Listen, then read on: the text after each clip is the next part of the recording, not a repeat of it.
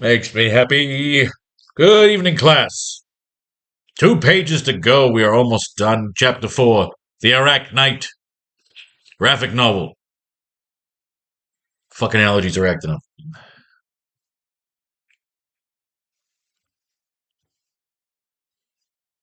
Let's do this shit. Brought to you by the new Faro's Lounge Kickstarter. Steel Bikini Spectacular 3. Now, we did the entire Stanley run. 111 issues of Amazing Spider-Man. Now, a few times when they talked about it in the actual canon, we were able to do a little side out. We went through Amazing Spider-Man Annuals number 1 and Amazing Spider-Man Annual number 2, where he fought with Doctor Strange. In the first one, we introduced the Sinister Six. But after a while, they stopped mentioning it, so these became like almost separate adventures within the same universe, but they were never mentioned in Amazing Spider-Man. Now, I feel like it'd be weird to start the Jerry Conway run. We only have 2 pages left with the possible addition of an epilogue at the end, depending on how it finishes up. Ugh. God damn. I got tissues here. So the idea is to close this out for a little something more round. We're going to use the annuals. We have 6 issues here because, again, in the continuity, we're up to August of 1972, and that's where we end. Now, again, if this doesn't work, we get nothing out of this. Fuck it, we'll go back to the continuity. Just wanted to try to shake it a little up as we're ending out the story with almost an epilogue style. We've gotten to 22 pages. This is page 23 and 24. A lot of these annuals just did reprints, but every now and then they used to do some brand new stories. So let's get into it. When we left off, we were dramatic as we could dramatically be. Let's read the previous 2 pages. We had a lot of fun with these. This was basically, we take out Dr. O. I was going to do it dramatically James Bond style. We did with a fucking sniper. Basically, him and Spider-Man just pound the shit out of each other until it's all over. Spider-Man gets him, man. He ran into him, fucking ran him over, blew his fucking bubble with the fucking Fantastic Car, smashed into Fantasticopter. We had the final fight in the Falls Can't Anywhere in the Baxter building. We got the minions and the cops shooting at each other. Big James Bond shootout. We really painted a nice fucking finale here. So let's end it. Page 21, cutting back outside to the Baxter wall, we see the cops engage in a firefight with the minions. It is a James Bond-style climactic shootout, with members of both sides getting hit and landing laser shots. We see some bodies of minions and cops falling, being blown out of their boots and some unconscious in position from their gravity suits. Some of the minions are using blowtorches, trying to burn the cops in their suits. You can splash page this and have the other panels smaller around it, or take a montage-style approach to the layout. I want to paint the stage of Spider-Man and Dr. O brawling to the death on the inside of the building, while the cops and minions shoot it out on the outside at the same time, while Betty Brant narrates from a drone copter. We gotta fix that too. Chaos reigns over Empire City tonight. We have no recon on this army of purple-clad demons, who have blindly followed this doctor to the clutches of no return. They are armed and in abundance, but so is our police force. The brave men of blue who take back this tower tonight, some tasks and tales go beyond the paycheck. They say Empire City abandoned the country, even profited off the scales of war. Tonight those receipts have come for us. We must learn, or we will burn. We cut to Spider-Man and Dr. O fighting into the gymnasium, where Spider-Man is constantly evading the deadly tentacles of Dr. O, who is flailing about, the skin continuing to melt away until there is nothing left of him but circuitry protecting his brain. We see Spider-Man is exhausted. Betty Brant continues to narrate over the scene. Even with what's on the surface, we must still ask ourselves, who is the good and who is the evil in this story? Us, the citizens of Empire City, who inherited this metropolis of wealth and innovation? It's not wrong to be blessed. It's wonderful. Can we get so hard? Obviously, I'm wording it wrong, so keep reading. But we can get so high on our guards that we forget to look down below to see what else we can do. Privilege doesn't have to be a negative word. In the right hands can be powerful, and with great power comes great responsibility. Hearing that as a cue, Spider-Man finally finds a free spot and gets a good thrust kick into the center of Dr. O's chest, rattling his circuitry. Spider-Man tries to plead with the Doctor, who's seemingly breaking down a la Darth Vader in Return of the Jedi. We're both going to kill each other. Doctor, we're both going to kill each other. Whatever is going on inside you, We got room there, do we? Yes, we do. Doctor, we're both going to kill each other. Whatever is going on inside you, that same science and technology that you despise can be used to save you, to build you a new body. Norman Osborn is gone. Your body. No, you have to see Norman. Osborn is gone. Your body is gone. But your brain, Doctor. Surrender, please. I'm going to have to. In one last grip of strength and honor, the Doctor uses his last piece of actual human parts, his arm, to grab Spider-Man and choke him. Spider-Man is exhausted and weak and can't break the chokehold. What? Kill me? I've been dead since they buried me in the catacombs of this castle of corruption. So do it, boy. Do it! I am weak and unarmed. You have broken me. Take your hand, rip out the circuits I once called a heart, and destroy my brain, for I am through giving this gift to society. Horrific close-up as Dr. O brings in Spider-Man close, as his cybernetic tongue punctures his mask and probes into Spider-Man's mouth. My brain is the only thing that lives. The science of this planet has failed me. I was determined to use this tower to enter the unknown, perhaps even join the Mars colony. But you stood in the way, so perhaps I will take you up on that offer of a new body. I choose yours. Horror movie-like close-up shows the cybernetic tongue has now morphed into a mini nano-octopus, which probes into Spider-Man's nose and eyes,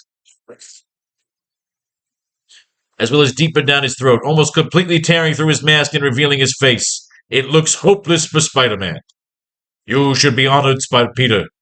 I have scanned and scoured through the minds of all my minions, and I knew none of them had the physical or psychological stamina to handle such a transfer. Your parents would be proud of their creation. Be calm and still, young Spider. For you will become immortal. Boom! That's effects of a bang. We pan out a bit to see the now lifeless body of Dr. Rose slumping into a pile of circuits, tentacles, and exposed brain matter, as we see he has been taken out by a sniper shot. Spider-Man looks outward and sees the base of the dirigible, which has Commissioner Stacy on the speaker, standing alongside a sharpshooter with a smoking gun. They took out the Doctor from the exposed outside wall. Not walls, wall. Evening, Spider-Man. How's the high blood pressure? Commissioner, I just wanted to...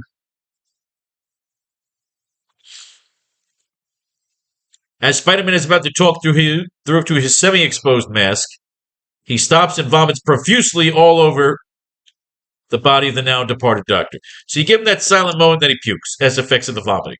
We cut to the police rounding up and arresting the surviving members of the Doctor's army. Spider-Man and the Doctor and the Commissioner discuss their fate. What will happen to them? Well, they engaged in a firefight with fatal intent, so they will have to be tried and punished. Our men, even with the tech and the armor, there are a lot of broken and burned bodies tonight. This battle carries a heavy toll. But if they were desperate, or if they were somehow brainwashed or blackmailed by the Doctor, then we will hear them out. It's not all evil in Empire City. I like that line. We see the body of Dr. O being placed in a special containment box. There is no spark among him. And what about the Doctor? I don't think he's ready to sleep with the fishes just yet. Even with his madness, he did manage to put quite the fright into the hierarchy. And even dead, they would like to study the brain. Make sure there are no more robots hiding in the lobes. Cutting back to the rooftop of the Commissioner Stacy, we see him smoking a cigar while laying out the aftermath to Spider-Man, who is perched just over him on a high ledge, basking in the moonlight behind him. And what about the city? The mayor? From what I hear in my circles and all that I try to ignore, looks like old man Jameson is going to run for the seat, which is good because I don't want it. So what do you want, Commissioner? Right now, a calm breeze and a good smoke. A vintage Madripoor. A vintage Madripoor. You interested? Mr. Stacy turns and offers an extra one to Spider-Man. It's a great ending with the two of them. We've done good. I got a goddamn mosquito bite in my shoulder. It's my first mosquito bite in 8,000 fucking years. I want to tear my fucking shoulder off. I want to murder every fucking mosquito on the planet. Allergies, mosquito bites, the fuck.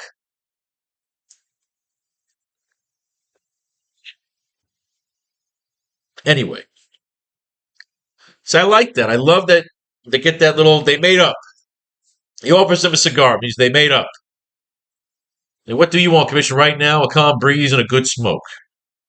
Means he doesn't want his fucking smoke being put out. Now we got to close this fucker up.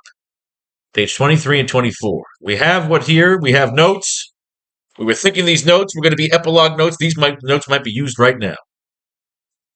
Can we get over 24 pages? If we don't, who gives a shit? Still a 96-page graphic novel.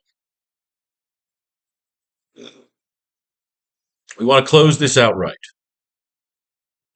I was going to have a confrontation between Norman and Peter, which I'm still saying I'm not saying I'm not going to do it yet. All right, what do we got in our notes here? Experimented, they leave off, collected Peter's blood, epilogue of our story, back to his place. The fact is, Peter, there could be like a dozen suspects, he'll never have closure.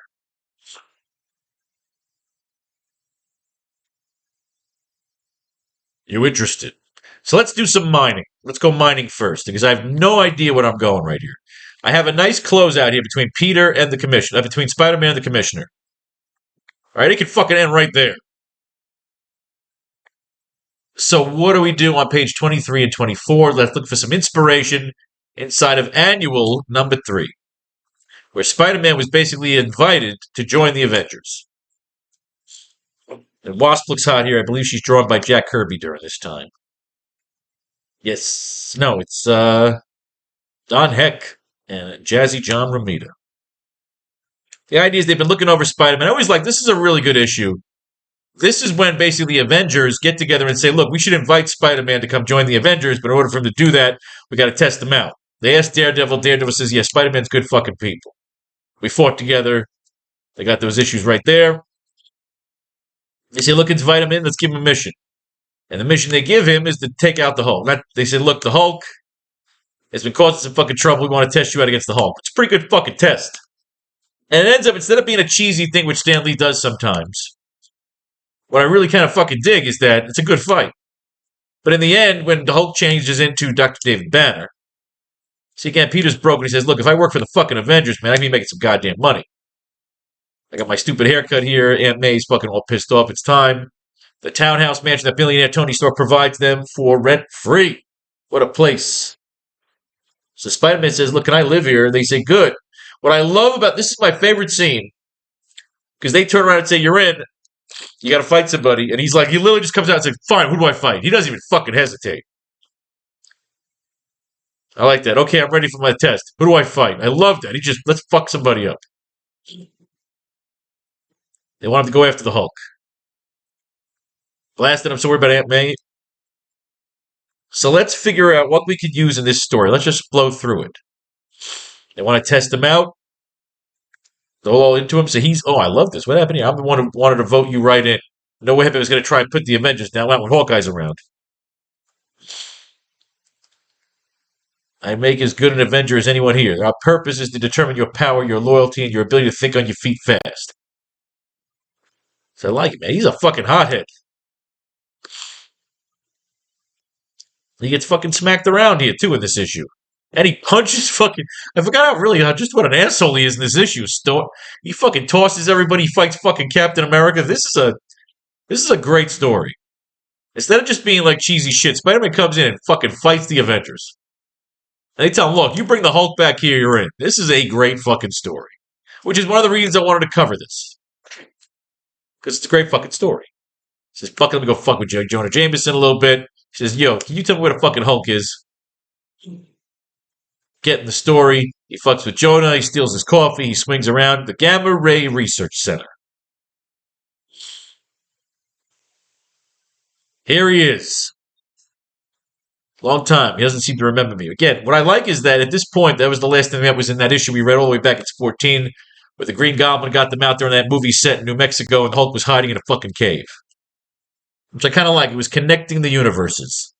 The idea of the characters walking in on each other's stories. And at the time, Hulk had no title. That's when they put his ass into Tales to Astonish.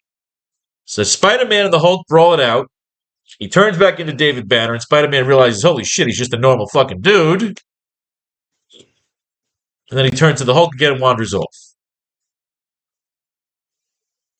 And he says, look, I can't bring in the Hulk. He's just kind of like a fucking crazy man. So instead, he doesn't tell them. He just says, fuck it, I don't want to be in the Avengers. And again, I always hated this. Why doesn't he just tell the truth? Dude, I found the Hulk. I don't want to bring him in. But maybe he doesn't know that they know he's fucking Dr. David fucking Banner. You know, he's just kind of a sad sack. Sometimes you ask yourself, why do I read these stories? They annoys me so much. They didn't put in the add-ons in any either. When you get to Annual 4, this, I believe, was a bunch of guys. Oh, yeah, the Wizard and two of the Human Torches, but villains team up and say, look, let's fucking trick Spider-Man and the Torch, get them together, beat the shit out of them. So they end up putting these guys into a movie. Which I remember the art is pretty cool. I don't remember the story too much. So we'll be jumping back into that. As always, brought to you by the new Faro's Lounge Kickstarter. Is there anything we could use? We've got 6 annuals. Let's try to get 1 panel out per fucking annual. Or even 2. But if there's nothing to use, we go back to the continuity. Or we'll also look at Spectacular Spider-Man. That was their 2-issue attempt at trying to set up a second title before they started doing Marvel Team-Up. So we'll look at all the extras. Even look at some of the giant-sized Spider-Mans if we can get to them. Yes, it's not a bad idea. Giant-sized Spider-Man as well. We're looking at all the fucking specials. What can we get out of that issue? Page 23. You interested? Commissioner Stacy just offered fucking Spider-Man a cigar. So let's cut to sunrise over Empire City, where we see the focus of a new day past the previous chaos.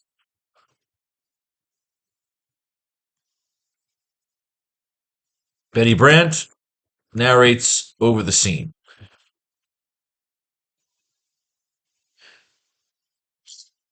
We could show businesses getting, basically just show everybody.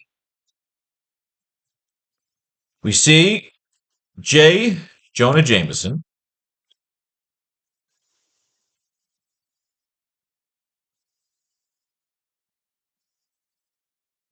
anxiously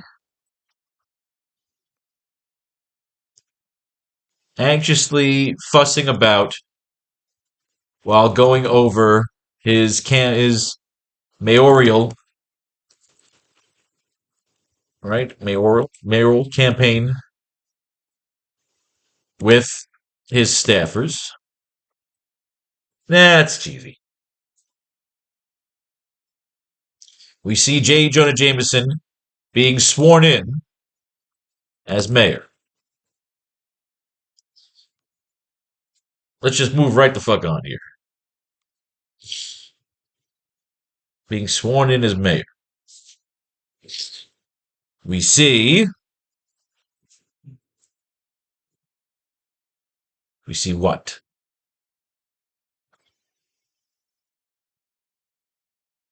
We see construction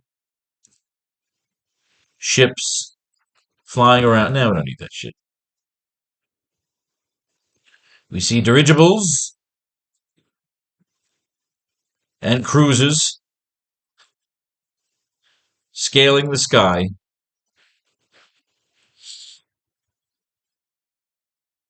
as progress continues.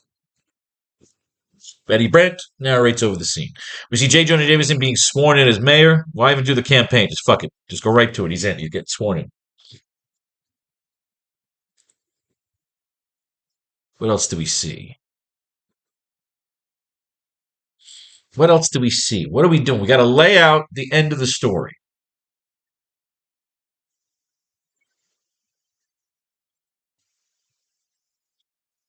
We see what?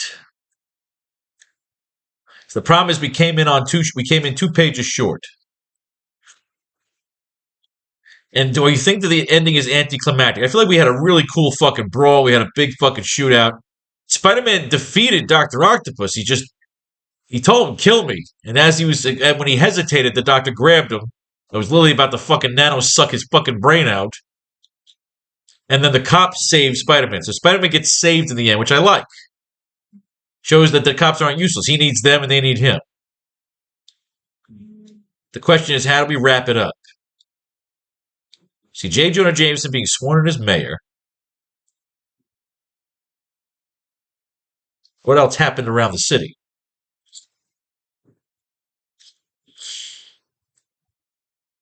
We see what?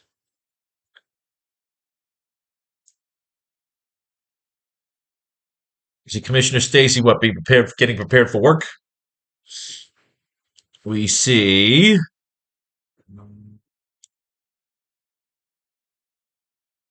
I need more inspiration. I gotta do some more mining. Gotta do some more mining here. Spidey and the torch. Because I'm really at a loss for how to close this out. The web and the flame. Spidey and the torch brawl from coast to coast. We are looking. So they were bringing in a new art team. This is what I always, every now and then, they use the annuals to bring in some newbies. Torch is flying around. We got a bit of a heist going on here. He's showing off. He's burning through fucking trucks. How do we close out this story? Spidey and the Torch bumping into each other. They're both hotheads. You melted the lamppost with those freaky fireballs of yours, wise guy. You're a prick. Nah, you're a prick. They shooting flame. What can we get out of these annuals here? He pulls it open, takes him out. Good old Johnny Storm. The two of them do not like each other. He says, cut, cut, cut. You mass meddler.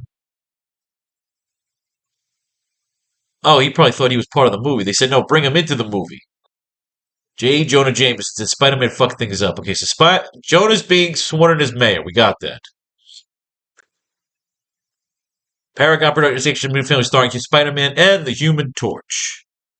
So this was basically an idea of getting the two of them together. He flies out west, goes out to good old Hollywood. Spider-Man's hanging out with all the pretty starlets. The web spinner, the Human Torch. He's swinging into the set. He's bumping into the Torch again. The two of them do not like each other. They agree to work together to make some money together. To get on that little business we call show business. We're still looking for something that we can get out of here to help close our story out. We may have to go back to the original continuity if we're not getting any inspiration here from annual number 4, where it's essentially Spider-Man and the Torch fighting on a movie set, and they figure out that the people trying to set them up is Mysterio. But turn off your flame jets. You're making it too hot here.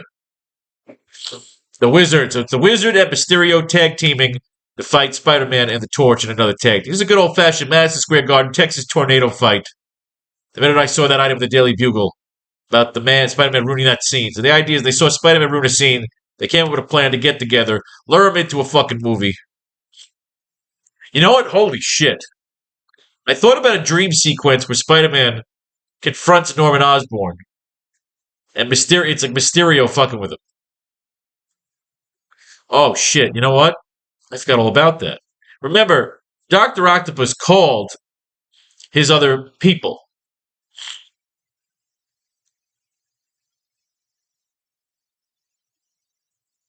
Spider-Man was there, a vintage match book. You interested?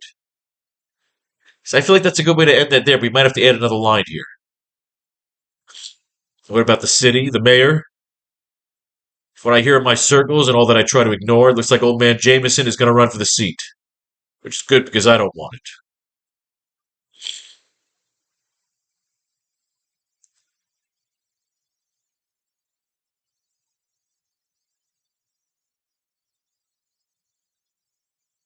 See, I forget to... We had it here. Remember, in this storyline, Dr. Octopus had said, my other conquerors, my other captains are on their way back.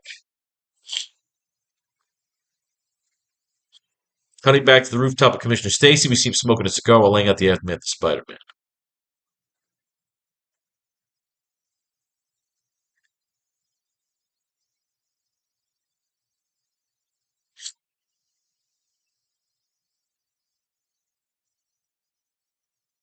Doctor mentioned other captains. And what about the doctor?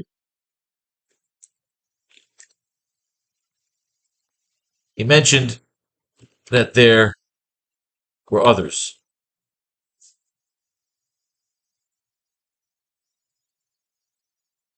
You know what? Spider-Man could say that. Spider-Man could say that. We could have Spider-Man narrate instead of Betty fucking Brant.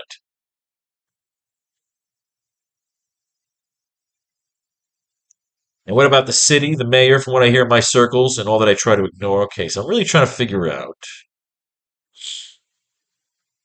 Sunrise over Empire City, where we see the focus of a new day past the previous chaos. We see dirigibles and cruisers scaling back.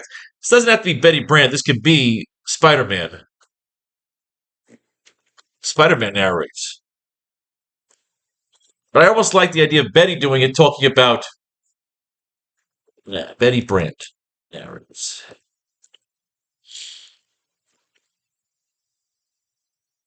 We see J. Jonah Jameson being sworn in as mayor.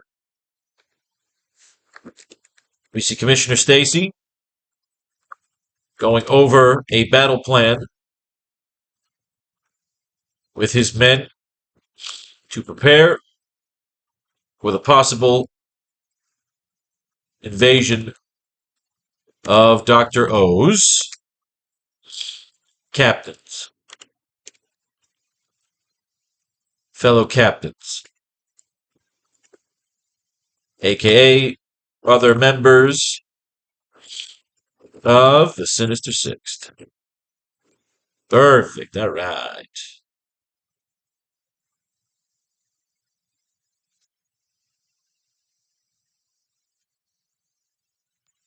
So the idea is you want to mention the idea that Dr. O had said, I've contacted my fellow captains. They're on their way. Now that Dr. O's dead, it doesn't mean he can't get a message out to them and say, hey, guys, don't come. So the idea, you got to bring the idea that the Vulture's on his way in. The fucking Sandman's on his way back. Vulture's on his way back. Mysterio's on his way in. Who's the fucking one we're missing? Dr. Rock is dead. Oh, no, he's dead. He's got his head blown off. Craven's gone already. Electro.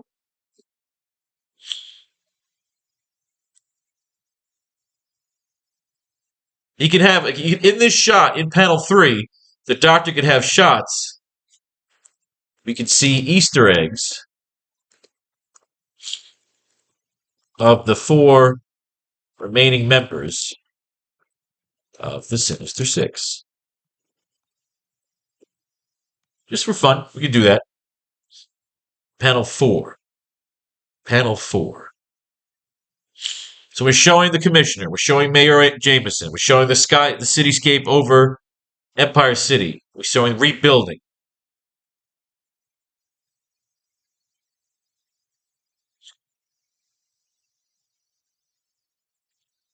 The money getting back to its places. We see. Do we want to show the city happy?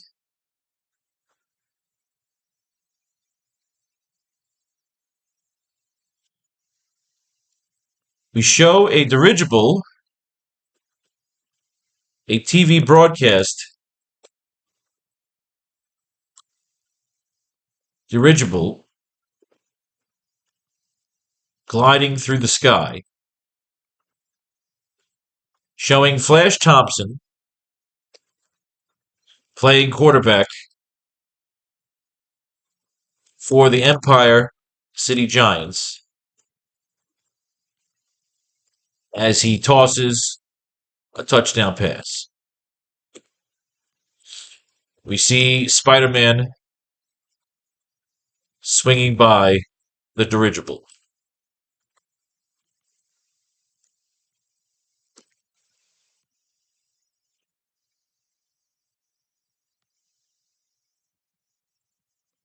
Close-up shot of Spider-Man swinging past the Daily Bugle.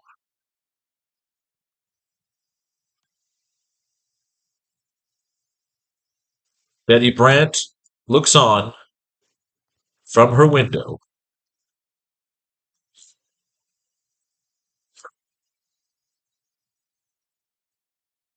as Spider-Man swings by. She finishes up her story and closes the stream. The idea is Betty Brant finishes her report on him, where she delivers that last line, the AracKnight, you know? So you think that's the end, but it's not. The idea is we're going to show Betty Brant going back to her place and Peter Parker showing up.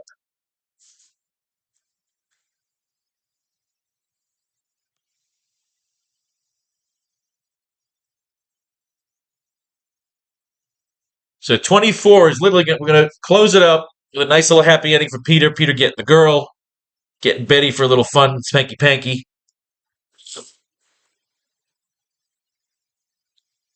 Let's see how we can close it out. Closing it out is always the hardest thing.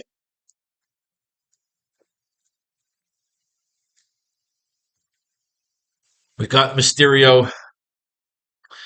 It's kind of a cheesy story, but we're just going to go through it and see what we can get at. Because every now and then you get some inspiration from the wildest places.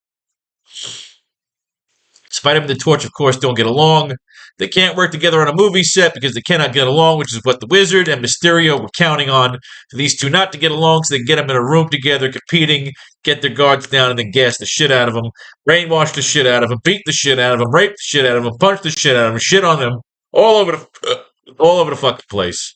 It ends up being a good old-fashioned tag team match, but again, they don't know until they figure out it's these two idiots teaming up against them to trick them, and they're going to swing after them. They're going to see a big fucking gorilla King Kong motherfucker. They know it's just an animatronic built by the Wizard, like the Dragon and Dr. O. Spider-Man will have to team up with the Torch, take out the goddamn machines. The machines. They come through the hole. I'm trying to think here while I'm going through this art of Mysterio and the Wizard fighting together. And I'm just trying to figure out the best way to go about lining up this close. We want Betty Brant narrating here. Betty Brant is closing out the story. You know, we had the shootout. Sightseeing in Hollywood. The type that tires easy. This is the coffee bean. This is that little feature where they're showing you where Flash and everybody hangs out. This is before he went into the army. Peter, good old Harry Osborn. So what do we got here? Do we have anything we could use to what the well-dressed Spider-Man will wear?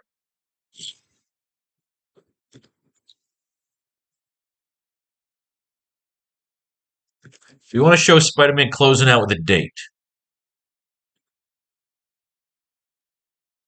Spider-Man's greatest talent is ability to climb to walls. Unnerving ability, provide the spectative scene. This is them just kind of showing off some cool art. Some stuff we could use for perhaps later on. We've used the parachute. We've used the web. We've used the heat. We've used the scuba mask. Tightrope that we didn't do. They're showing off his strength. The Rogues Gallery. A visit to Peter's pad where he lives with Harry Osborn. Peter's room. Harry's room. And we move on. Annual number 5. This was an interesting one because, again, for some reason they dropped this one into an annual, which shows the origin of Peter's parents. We used this. I believe we used this. Did we not use this in our first class? We did. But we showed the origin of Peter's parents. I'm pretty sure we used this in our first class. This we kind of used, well, we can play around with it again. We might as well go here since we're here. I think we used this, though. I'm pretty sure we used this in our first issue. Where Spider-Man's fighting a bunch of crazy Corsican pimps, cracking their heads together, and I believe they all end up working for the Red Skull. So the Red Skull was vital in... We used this already when we were talking about Peter's parents possibly being traitors. So we're just going to kind of blow through it. So I'm pretty sure after this it goes to like... They were traitors. They were accused of being traitors. But we didn't do that. They did that with the Amazing Spider-Man movie. We introduced the idea that we don't know who they were working for and that they were murdered on the orders of Norman Osborn, which fucked with Peter. She got the dark secret. She's not related to Peter because it was Ben that was the older brother of Richard, but she became like his adopted mother, which really accepted the dynamic of their life together.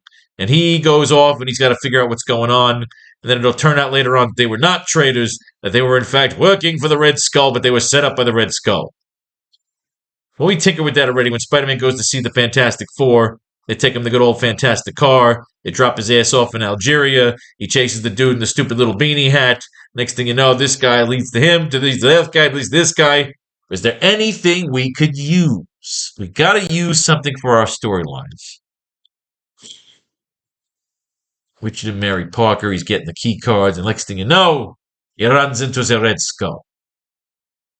Does Spider-Man wish to join the Red Skull's international ring of master spies and saboteurs? Or do you have another reason for invading my sanctum and daring to search my private files? The fucker! Why, compared to my cursed arch-enemy Captain America, you're no more than a spindly scarecrow. What do we got here?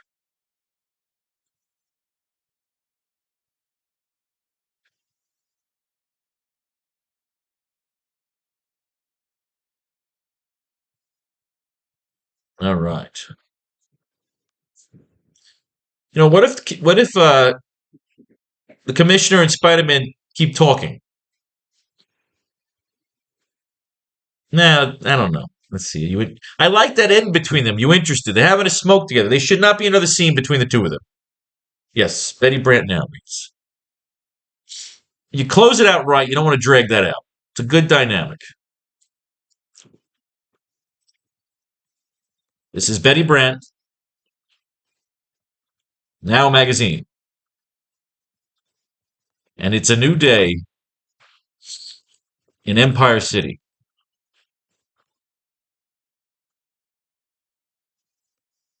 Where our eyes have been opened. Where our eyes have been opened and diplomacy will begin. As we will reach out to those below in order to begin elevating. As we will reach out to those below in order to elevate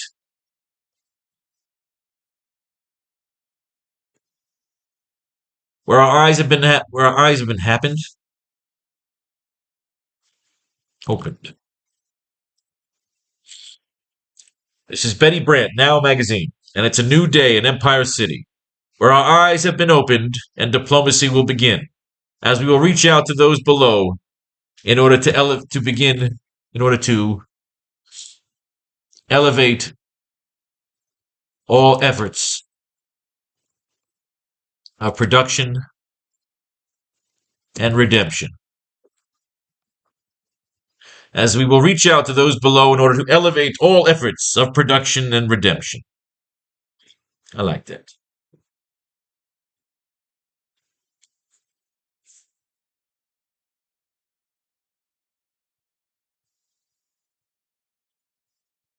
See J. Jonah Jameson being sworn in as mayor. All right, Betty, get to it.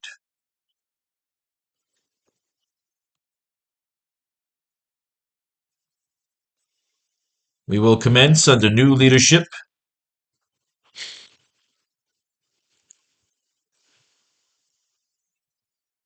A steadfast entrepreneur. A steadfast entrepreneur.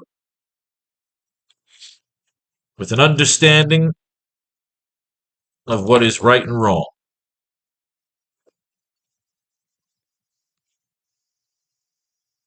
We see J. Jonah Jameson being sworn in as mayor. We will commence under new leadership. A steadfast entrepreneur with an understanding of what is right and wrong. The way he sees it. It's cute. It's a little knock at her boss. We see Commissioner Stacy going over a battle plan with his men to prepare for the possible invasion of Dr. O's fellow captains, a.k.a. other members of the Sinister Six. We can see Easter eggs of the 4 remaining members of the Sinister Six. Oh, I like it. I like it.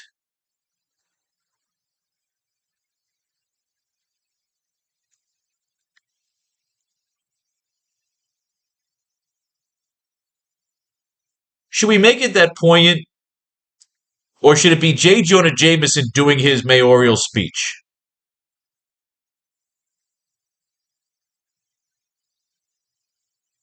No, it's Betty. Have Betty close it out.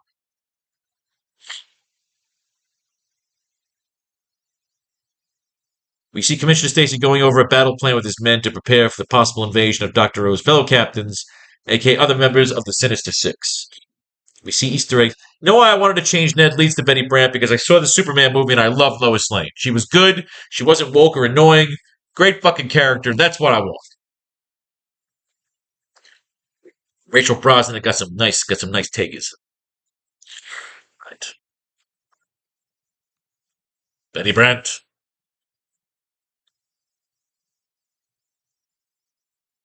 A steadfast entrepreneur with an understanding of what is right and wrong, the way he sees it.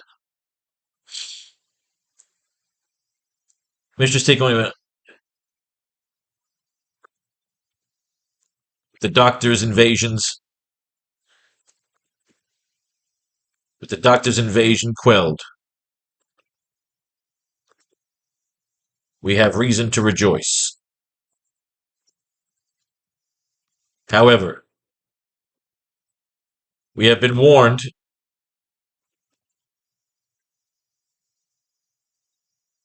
with the Doctor's invasion quelled, we have reason to rejoice. However, we have been warned that there will be others. With the Doctor's invasion quelled, we have reason to rejoice. However, we have been warned that there will be others behind it,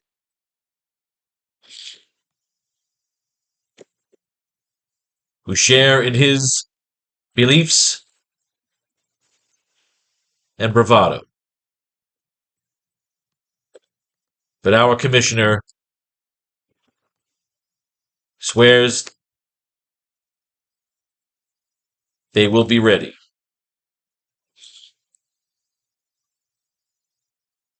With the Doctor's invasion quelled, we have reason to rejoice. However, we have been warned that there will be others behind him, who share in his beliefs and bravado. But our commissioner swears his men will be ready for any nefarious or sinister plots.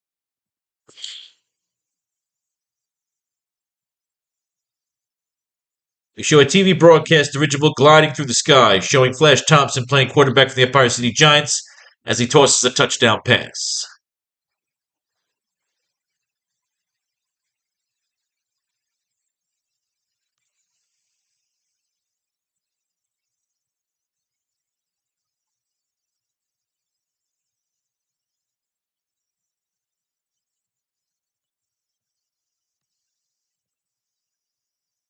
So with darkness looming in the distance,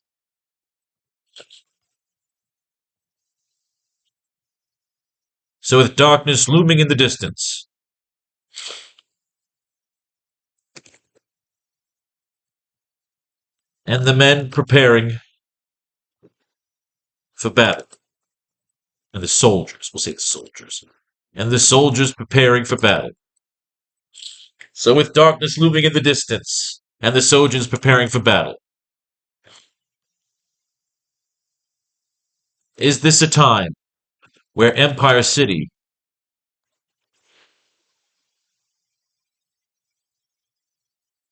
So with darkness looming in the distance, and the soldiers preparing for battle, is this a time where Empire City can return to normal? Will there ever be a time? Will there ever be a time where Empire City can return to normal?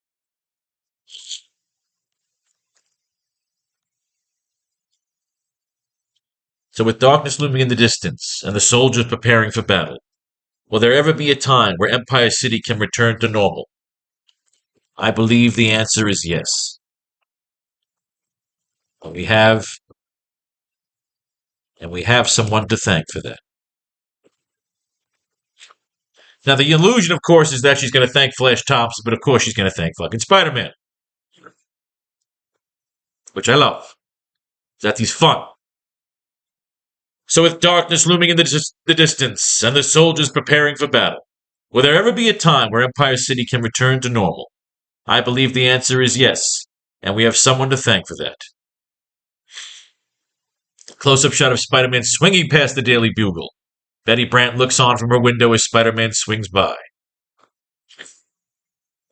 I gotta pee, so we have to pause. Ooh, we gotta pause. And we're back.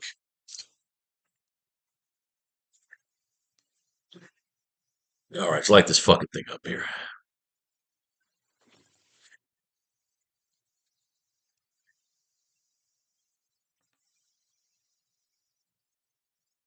Right. Red Skull in his robe. We're trying to see if we can pull anything good out of this. He's gonna have his fucking guy, his big fucking stupid Algerian strongman, and Spider-Man's gotta kick his ass. Seems to be a standard here. Spider-Man kicks the ass of the strongman, the fucking bad guy gets away, he chases down the bad guy, gets his answers, but the bad guy still gets away. Fuck him, fuck you, fuck everybody. Smack your face, smack your ass. The Magyar is here.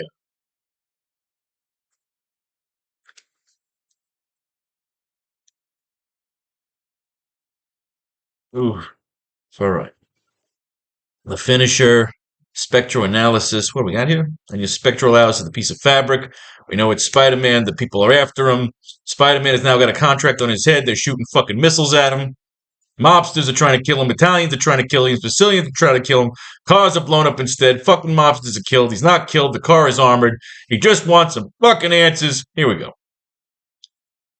They must not fall to America. You can count on me, Skulls. He was a double agent. The idea was to go and expose the Red Skull, but instead they died of a plane crash. The Spider-Man gets his answers, but it's still a little mysterious. And finally, in the end, he gets his answers like 900 fucking years later when the chameleon fucks with him and says his parents to get him, and they're clones.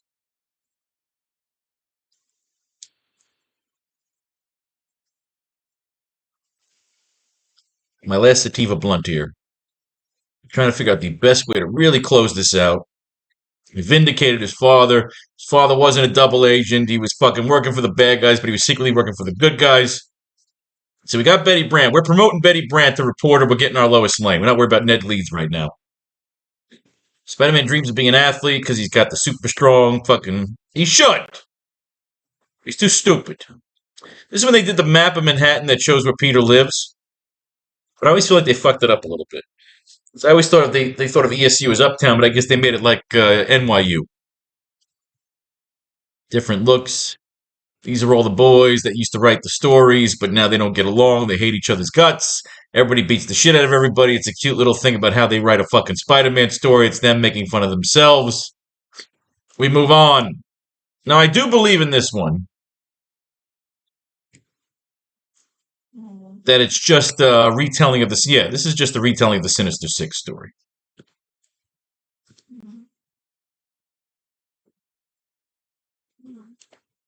Oof. So you don't really need this one. These are reprints. We went through this a long time ago. This was the basis of our story, was basically using a nice little origin for the Sinister Six, which I feel like we've done justice. So we're kind of having fun. We're going through the archives of some good old-fashioned Spider-Man fucking time traveling. How he's changed through the years or all the annuals. And what happens now is we're trying to come up with the best way to close our story.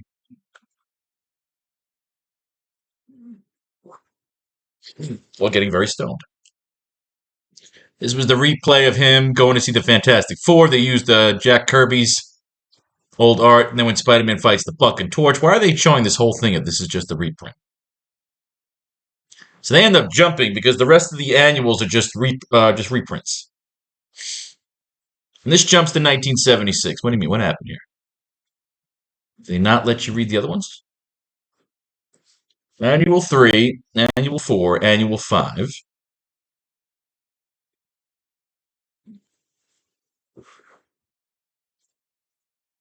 Seven is just, okay, that's a reprint, that's why. Eight's another reprint where he fights the Shocker. Nine's when he fights the Goblin. So they jump to 10. So the first time you get to 10 in 1976 is the first time you have an original story. So there you go. So now we've got one more thing we're going to look at.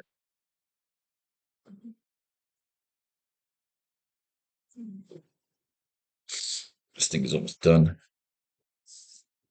This thing's done. All right.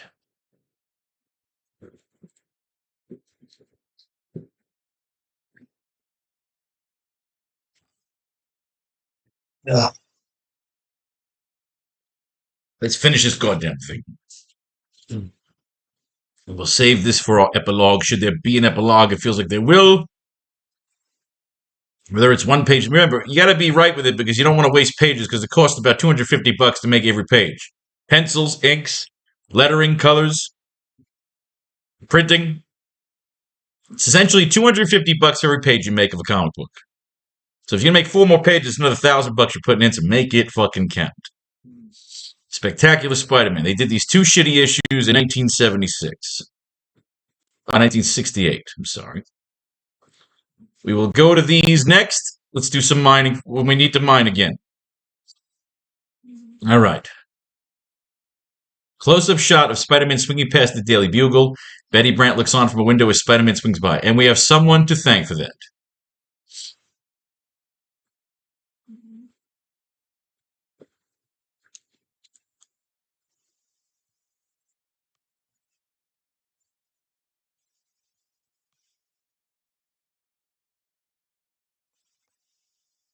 He is a masked marvel. An amazing.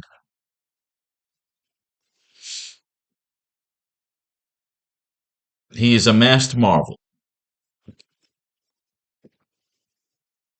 An amazing ally.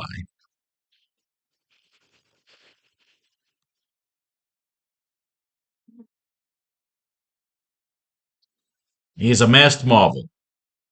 An amazing ally. The anonymous soldier. The AracKnight. You ruined my fucking dramatic fucking saying there. Like fucking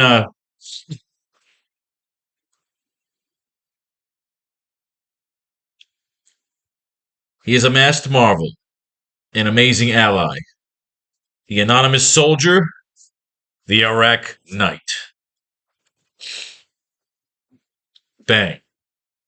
You get that nice fucking shot of Spider-Man swinging off, you know? She finishes up her story and closes the stream.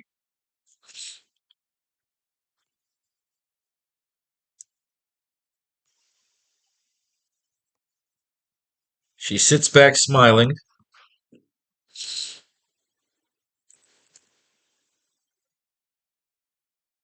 Smitten with Spider-Man. I like that. She closes the stream.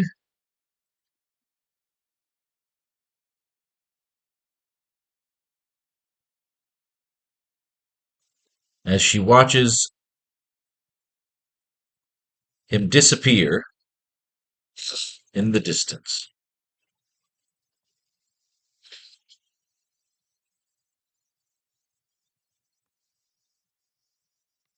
Seven. They throw 7 panels on there.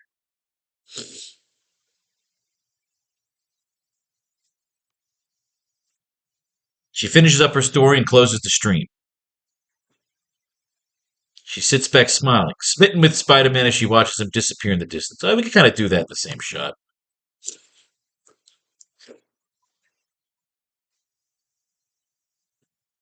Finish with her story. Ugh.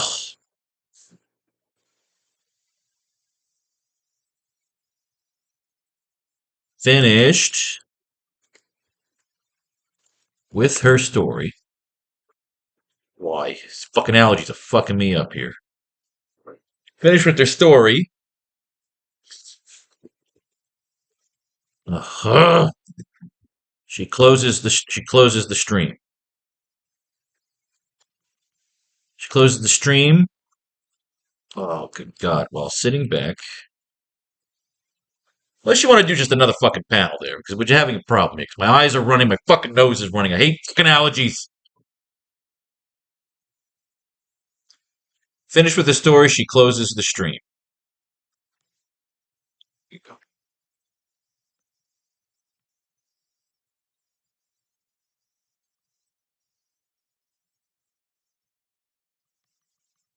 G sits back smiling.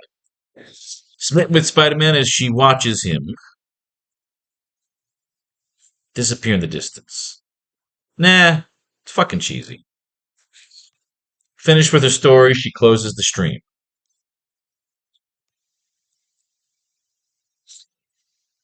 There you go. He is a masked marvel, an amazing ally, the anonymous soldier, the AracKnight. And now we got one fucking page to go. So we have our epilogue. We're ending this fucker at 24 pages exactly. We have our epilogue here. It's here. You'll never have closure. We're not going to have that confrontation. I thought we would. We maybe save that for the AracKnight Returns, where you can have that whole "I am your father" speech. We don't need to mention Harry Osborn right now. I was going to have Betty Brant talk about Harry Osborn taking over Oscorp. We don't need that shit. Not worried about that right now. 24 is our epilogue. Page 24. Caption across the page reads Epilogue. 24 pages. So 96 pages this graphic novel is going to be. That's fine with me. We tried to do it. We ended up getting to the last page. But this is a great fucking story. We've told our story. The idea is we don't force 24 pages. We thought about doing 4 extra, but again, 4 extra pages, $1,000. You don't need it if you got it all wrapped up right here.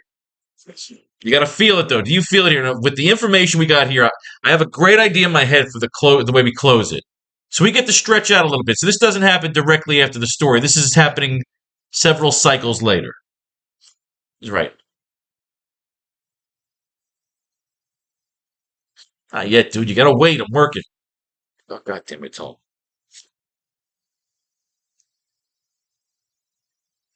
Working right now. I'll send it over when I'm done.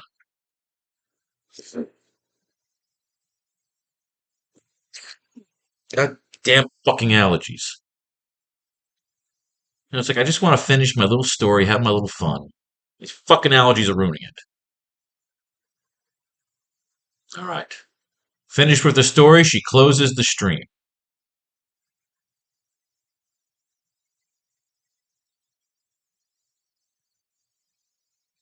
Oh, wait a minute. I was going to have her get with Peter Parker.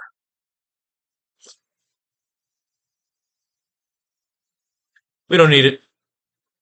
We don't need it. I was going to literally have Peter Parker showing up for a date with her. Like she was going to pull Peter into her apartment. Unless we want to add that here. Yeah, Spider-Man just swung by, right? Jonas being sworn as mayor. You have that overshot of Empire, so that's just a little sunrise panel. So you don't need anything with that. We could do a 7th panel. Or even 8 panels here, yeah. Let's add some more panels to this page, and then we get our epilogue. I like that. Because I want a happy ending for Peter Parker here. She closes the stream. There we go.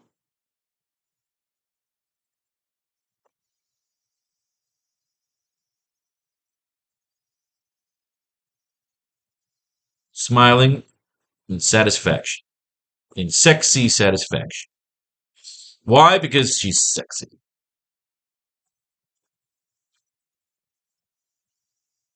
Plus, it pushes panel 7 to the next page. So panel 7, panel 8.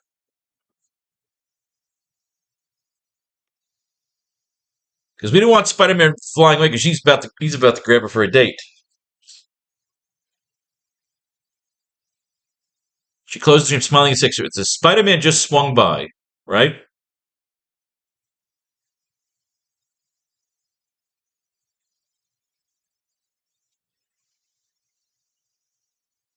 Finished with the story, she closes the stream, smiling in sexy satisfaction.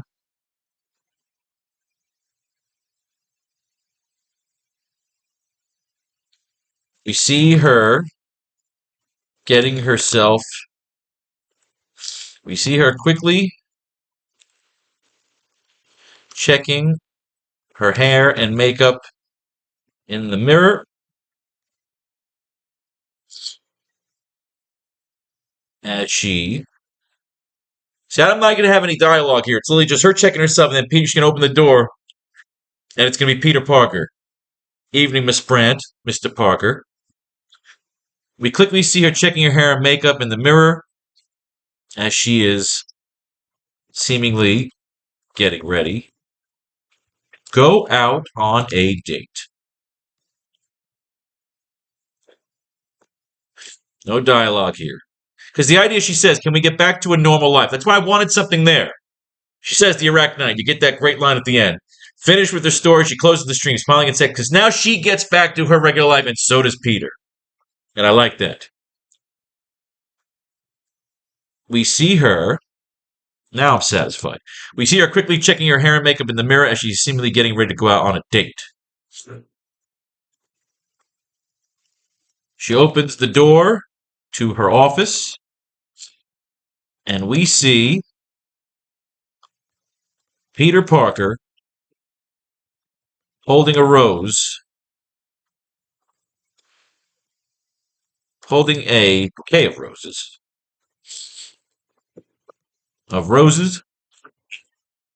Ugh.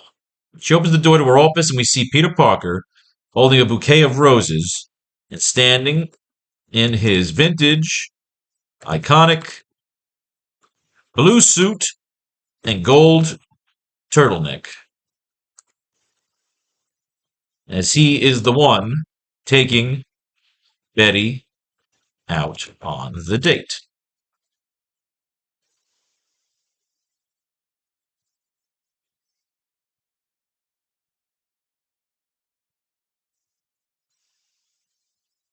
Miss Brandt?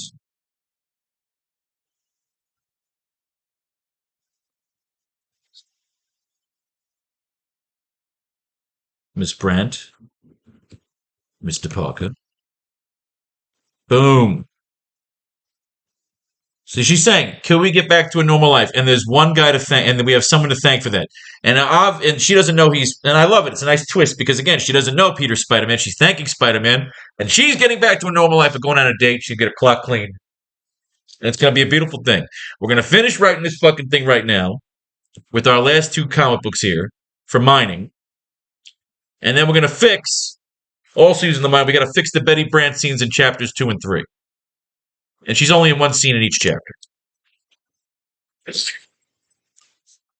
Ned Leeds will actually be the one at the Mars colony because Betty Brant is at the gala. So Ned Leeds will actually be doing the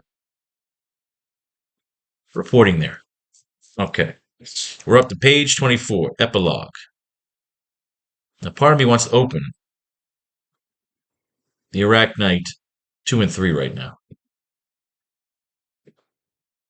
All right, screw that. We're back. I'm just getting to that weird place, man. All right. AracKnight 2. It's just bugging me. I want to just get it done. Got Jameson. JJJ. 100 billion. Spider-Man. Takes out the gangsters. So he's taking out the dirigible. The dirigible then hits the thrusters. Close up on Spider-Man. Spider-Man, a huge thrust. The dirigible wiping the arsenal like batarangs.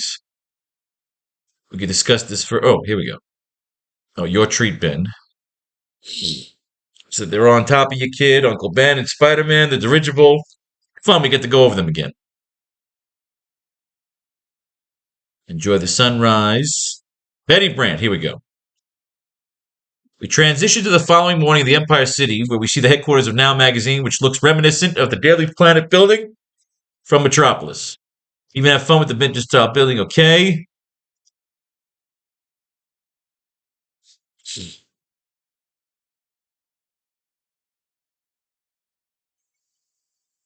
Okay.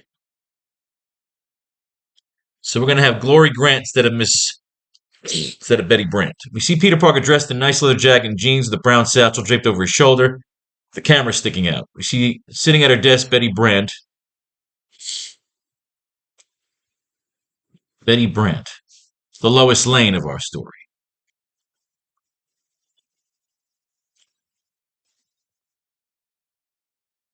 Her character is an homage. No, we don't need that shit. Her character is an homage to the sexy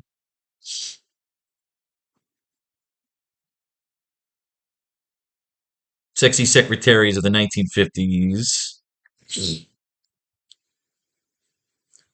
So we should introduce Betty Brant afterwards and just change this to Glory Grant. Gloria Grant.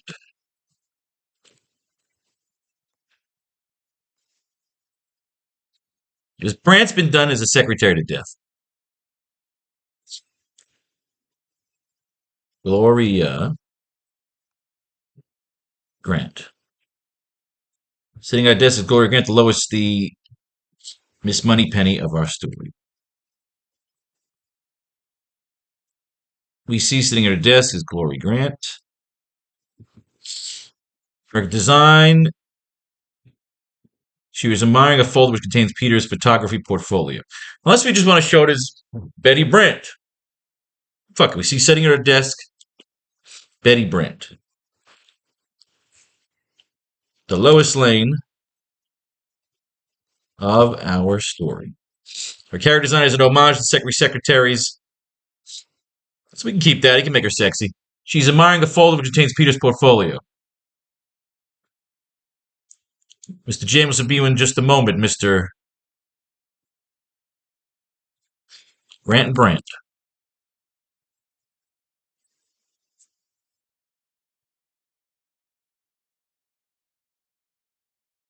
Parker, my friends call me Peter. Well, Peter, you have some impressive equipment. Thank you, my dear. I only wish I could have saved those pictures for the salvage mission. You know, we found the Horn of Atlantis. Close up on Betty leaning into Peter and playing with her hair, and she is obviously smitten with him, a la Moneypenny smitten with James Bond. Really, what happened to the crew? It's a long and dark story, Miss Brant. If I was to indulge you, you'd have to promise to dress up as a mermaid. Parker! All right. No, she could start as a fucking secretary and become a goddamn reporter. Organization still a hoax. Guilty. It's a menace to society. Triggerman, I'll provide that. Betty! Yes, Mr. Jameson. Tell Peter he's hired. And tell him to get out. Get me a double espresso. All right, so I think that's the end we get there. I mean, shit, we could promote Betty Brant to fucking reporter.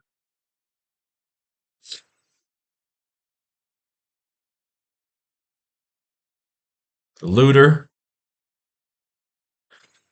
Spider-Man. Sorry, my fucking allergies are killing me. I want to write this final scene. My fucking just waiting for the goddamn allergy medicine to kick in. Craven. Watch Craven die. Just making sure we're up to page 10. Let's move a little faster. You know, Betty Brant shit. I think that's the only time we see her in this particular issue. You can always change Betty Brant to Glory Grant. Dr. O, the chameleon. Fraternity is closed. Dr. O, Peter and Uncle Ben. Oh, god damn it with the fucking nose running. It's man, Uncle Ben. He killed my father, Kravinoff. Replicate the skin. He became the chameleon. They'll be back for me. I'll be waiting. Ned Leeds. Here we go. Well, Ned Leeds is going to be the one doing that report because Betty Brant's in there.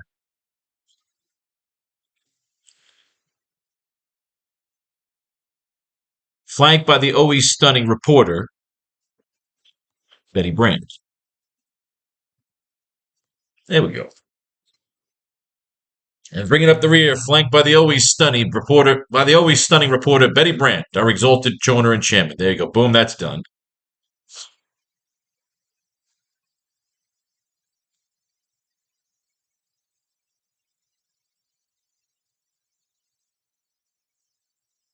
Because Betty would be there. She's like a celebrity. She's a celebrity reporter. Making his move. Okay, Spider-Man, let's go. I think that is it for Betty Brant here, but just making sure.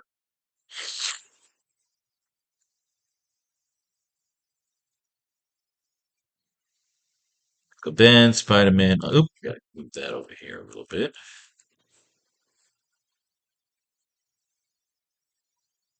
Dimitri Freeze. You could give Betty Brant a bigger role next time. Amazes me. This one came out to 87 pages. Wow. I think chapter 3 is even longer. All right, just making sure we got it all here.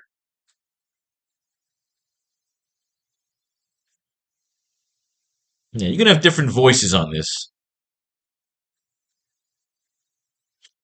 Because Ned would be out there. You're going to have Ned, Betty, everybody doing the fucking reporting.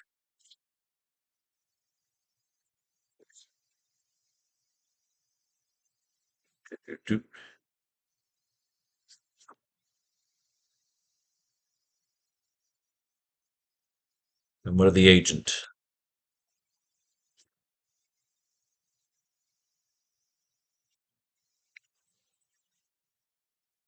Varying covers. All right, this one's good.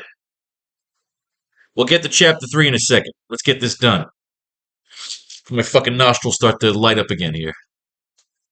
Caption across the panel reads Epilogue. Let's use our notes.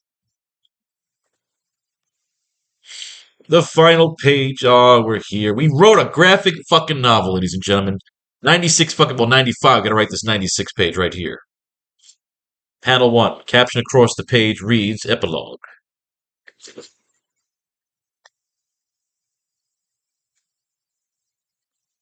We pan down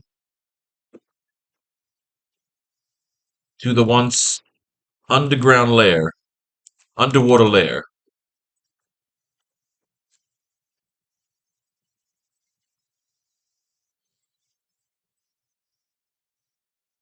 We pan down to the once underwater lair of Dr. O.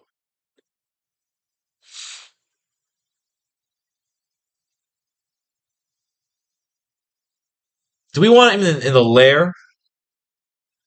Or should he have his own kind of goblin cave going on?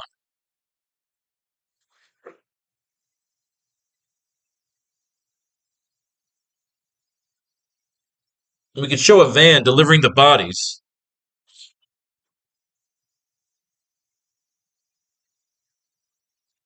Again, it can have more pages. It doesn't have to just be the one page. Willing to pay if the story's strong enough. Captain across the page reads. Panel reads. Captain across the panel reads. Epilogue. We pan down to the once underwater lair. I feel like that lair is destroyed. He shouldn't be back there. He wouldn't have the means to build it.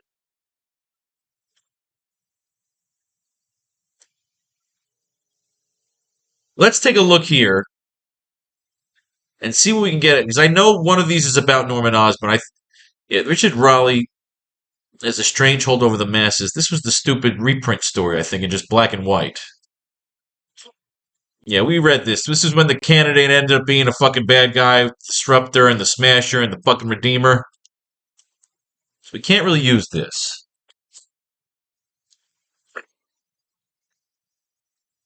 We've used this right now, but I believe in the second one. in the second issue of this Spider Spectacular here is when there was an uncut scene between Peter Parker and Norman Osborn that they were trying to use somewhere else. I think it was here. Is this it?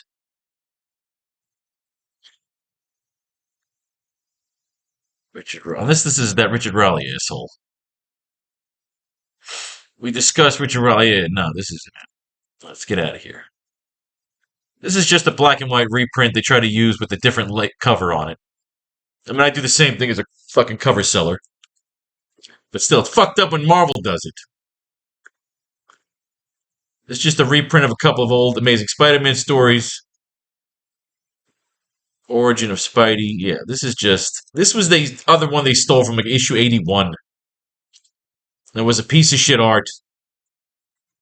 So again, all right.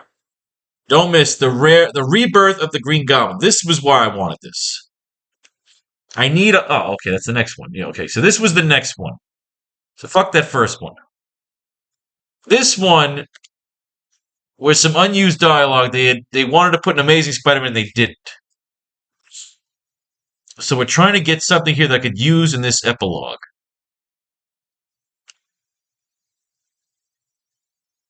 The pictures you are witnessing is the most famous example of two superpowered foes in deadly combat.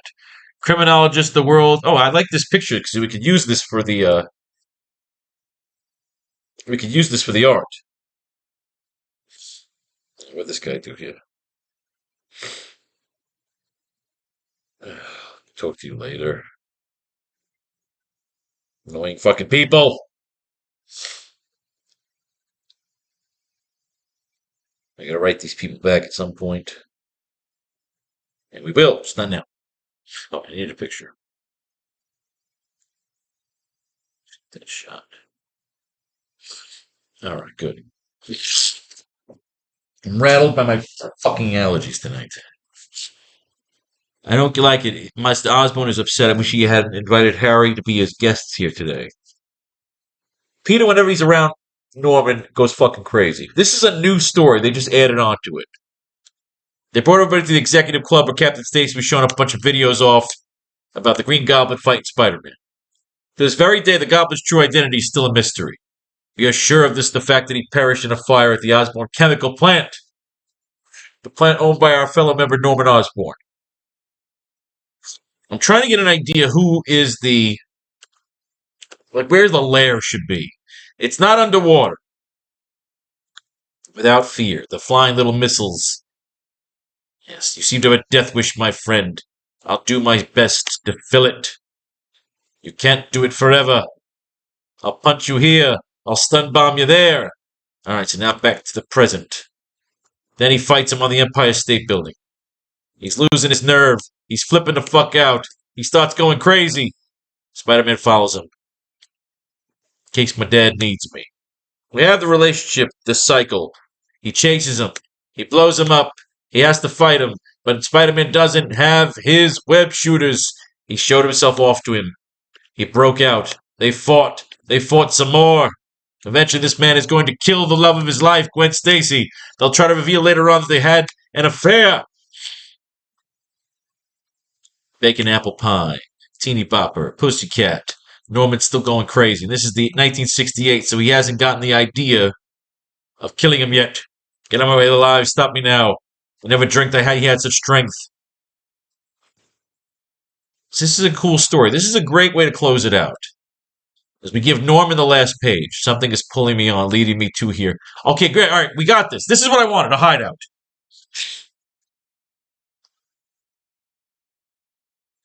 A hideout. Yes, the Goblin will live again, and more than that. The Goblin will strike as he has never struck before. I'm strong. I have a mission. Revenge. Revenge on Spider-Man. We're getting where we need to be here. Wait up, Tonto. Peter and Gwen. He's trying to do his lab shit. Gwen's watching him in the lab. Worrying about Harry's dad all day. Harry, what's going on? Harry's flipping out. Spider-Man's flipping out. Everybody's flipping out. We got traps. We've got planes. We've got all sorts of shit. Peter is rattled. All he's thinking about is Norman Osborn fucking people up. He's afraid he's going to beat the shit out of Aunt May, tie him up, leave him for dead, reveal his identity. He doesn't know what to do. He says, I got to go swing around. I got to go find this fucking guy. Norman Osborn's a psychopath. What am I going to fucking do? What am I going to do? It can't be. You, Dad! Let me sleep over. What? It's a cover-up. Sure, I'll see you later. Holy shit. What do I do? Everyone's fucked. Everyone hates me because I'm Spider-Man. They just all jealous. They hate me because they can't be me. He goes, sees the captain. Gwen Stacy comes out. She's looking good. Take it to the dance. Everybody have a good time. But of course, he's a dick, so he can't concentrate. Mary Gaines got the short hair. Norman comes over. Here we go. Harry told me how helpful you were during my absence. I want to know how much I appreciate that, son. He's toying with me. He's squeezing his. Norman knows. This is a great scene here because the only part of the progresses smoothly, at least on the surface. Norman Osborn regales the gathering with humorous anecdotes and lighthearted small talk, while only Peter Parker and his cunning, conniving host can sense the deadly undercurrent of tension which pervades every word.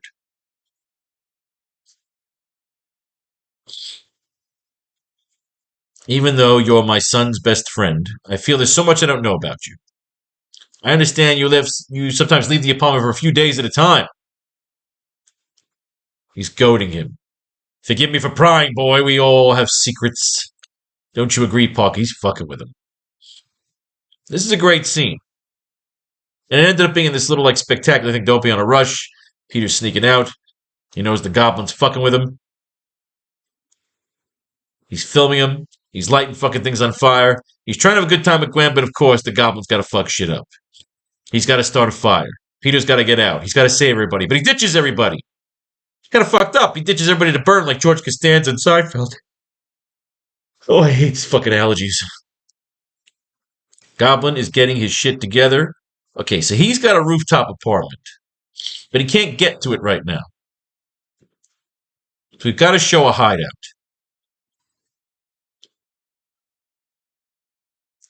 No sign of him yet. He's following him around the campus.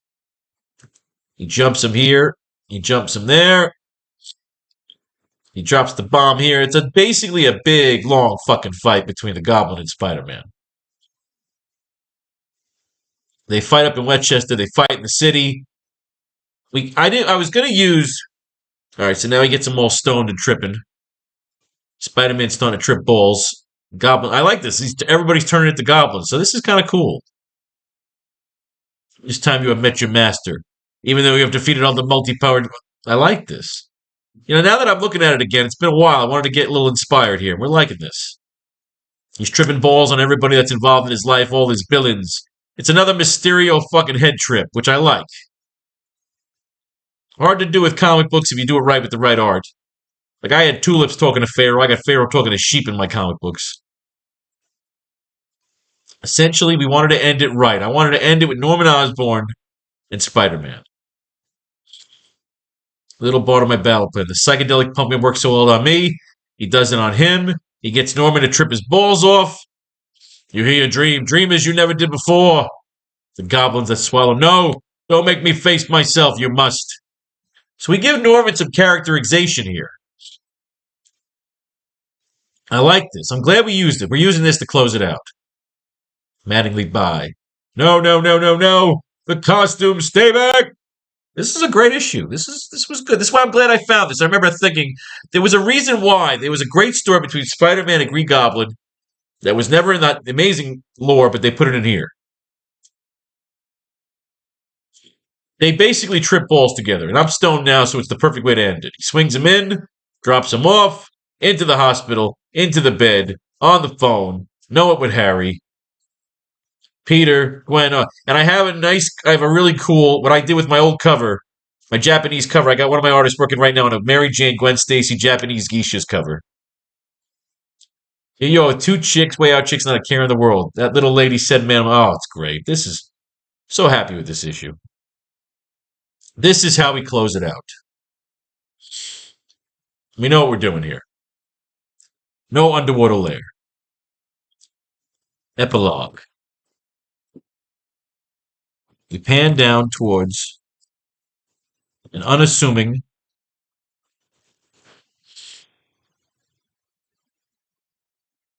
alleyway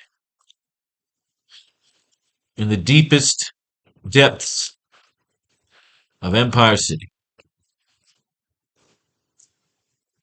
We see a half-lit neon sign showing two geishas dancing. It looks like an abandoned social club. Looks like an abandoned strip club.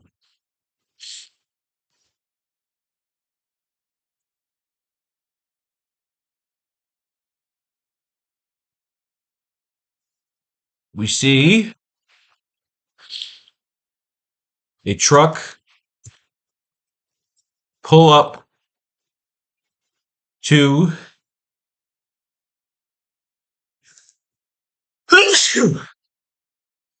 we see a truck pull up to the abandoned club.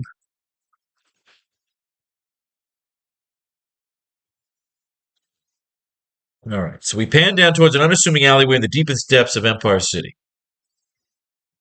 Panel across the caption across panel reads epilogue. It looks like an abandoned strip club. We see the truck pull up to the abandoned club. Do we need to see the truck? No, we do, because this is Norman talking to the fucking.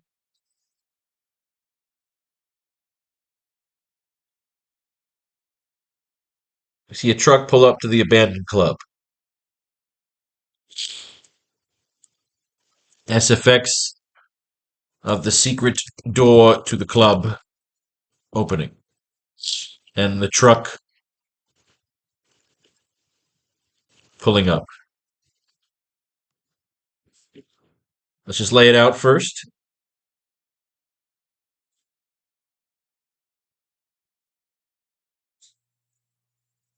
We see Dr. O's containment box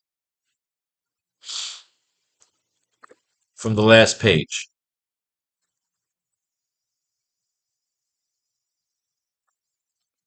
We see the box inside what looks like a makeshift. We see the box inside what looks like a makeshift lab.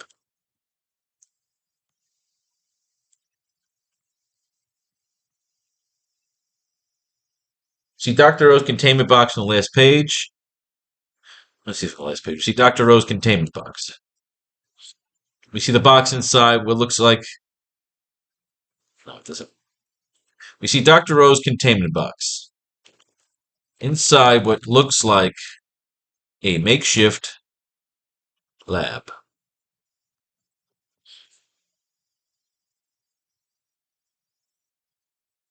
The box opens up and reveals. We see a truck pull up to the abandoned club. To the abandoned club. SFX of a secret door opening.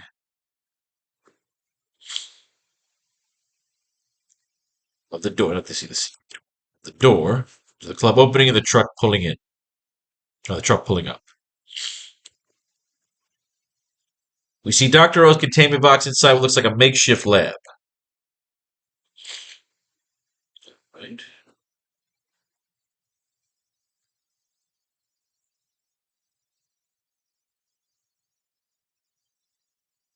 Let's put several cycles later. Several cycles later.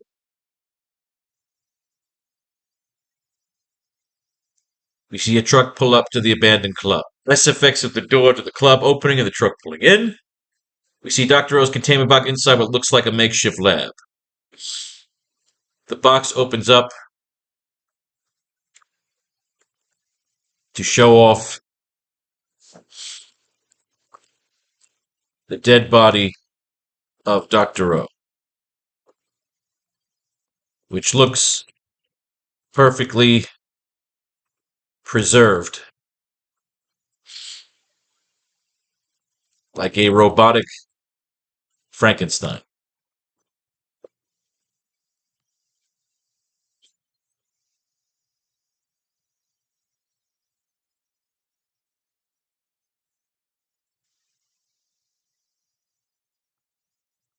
We see a shot of the lizard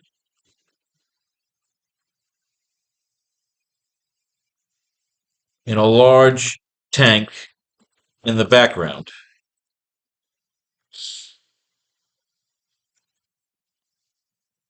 Floating almost peacefully. We see a shot of the lizard in a large tank in the background, floating almost peacefully, like Luke Skywalker, in the bacta tank, with several tubes connected to him. The lizard in a large water tank in the background, floating almost peacefully like Luke Skywalker in the bacta tank, with several tubes connected to him. I like that. He could have retaken Dr. War's underwater land as the body. Okay, I like that. We're working on that right now in our notes. Show him being crazy and injecting himself with a serum made from sample of Peter's blood. That I like. We're keeping that. Give me a thing. The lizard can find his way to Mayor Osborne. We don't have to worry about that yet. So we have him sitting there in a tank with how we got him. Norman can tell him that Dr. O is lying. Norman was one of the many country reps, organization. He could talk about all this right now. Chameleon was a double agent, rumors of being a triple agent. Fact of the matter is, Peter, there could be a dozen suspects who are responsible for the murder of your parents. You will never have closure. He could save all that shit for next time. Peter could have a date with Betty Brant, which we did. Norman could have collected some of Peter's blood. Epilogue, Peter went back to his place, confronted by Norman. We're not doing that yet. Never have closure. Dozen suspects. Chameleon was a double agent. Tell him Dr. O was lying. We are just about done. I got to pause this real quick because I got to pee again. And we're back. All right, good. All right. Annuals 345, spectacular. Keep that there. Spectacular Spider Specials 1, 2. Always remember, brought to you by the new Faro's Lounge Kickstarter. All right. You need that last panel. The back tank, several tubes connected to it.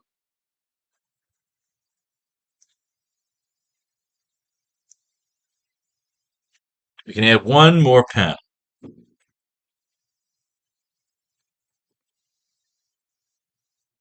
Show him being crazy, injecting him with a serum made from a sample of Peter's blood. Let's do this. Let's fucking close this out.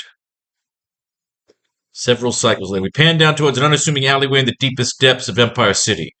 We see a half-lit neon sign showing two geishas dancing. It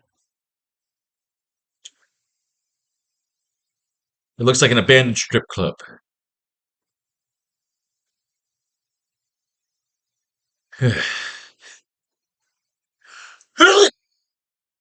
Fuck me. Oh.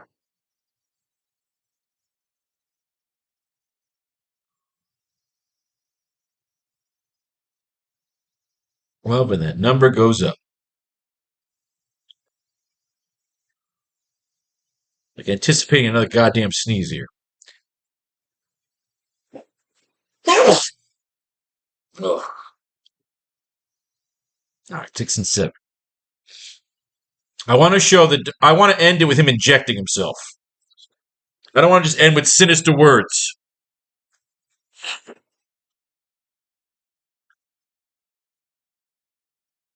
We pan down towards an unassuming alleyway in the deepest depths of Empire City. We see a half epilogue. That's all I need there. The truck pulls up to an abandoned club. Good.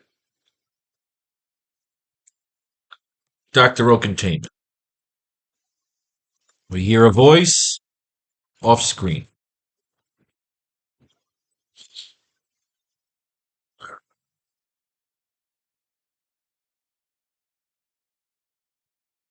Norman Osborn.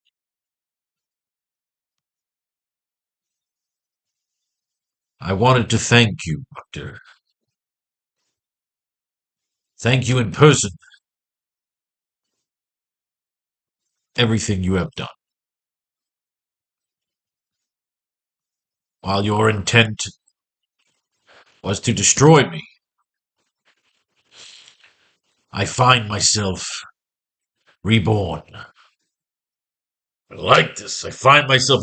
Story was called The Rebirth of the Green Goblin. I find myself reborn.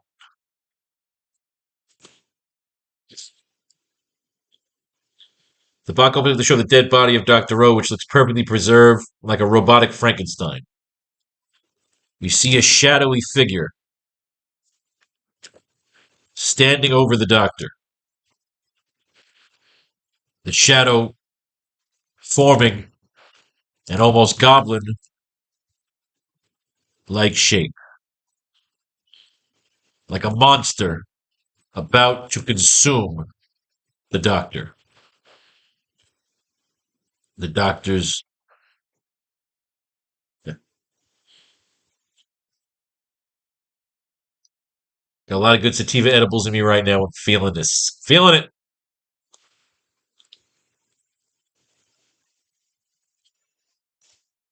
I find myself reborn. You were half right. You were right about me.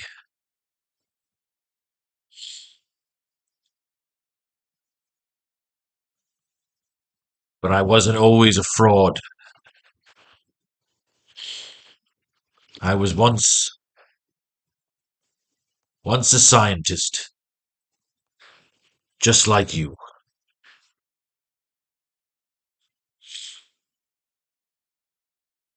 You were right about me, but I wasn't always a fraud. I was a scientist. I was once a scientist, just like you.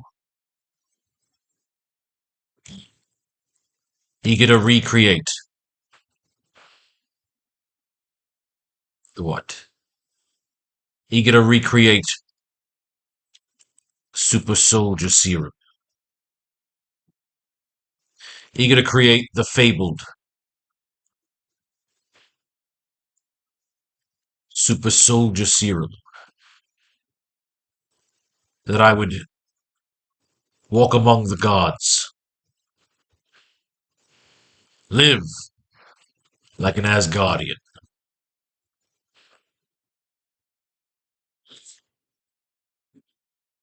You were right about me, but I wasn't always a fraud. I was once a scientist just like you, eager to recreate the fabled super soldier serum, so that I would walk among gods, live like an Asgardian.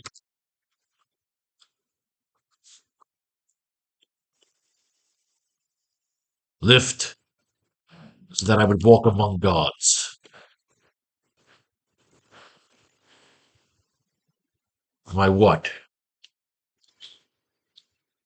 You were right about me, but I wasn't always a fraud. I was once a scientist just like you, eager to recreate the fabled super soldier serum, so that I would walk among gods. Herald of the galaxy's secrets. Herald of the galaxy's greatest gifts. I like that you throw that herald word in there, you know? You were right about me, but I wasn't always a fraud. I was once a scientist just like you, eager to recreate the fabled super soldier serum, so that I would walk among gods. Herald of the galaxy's greatest gifts.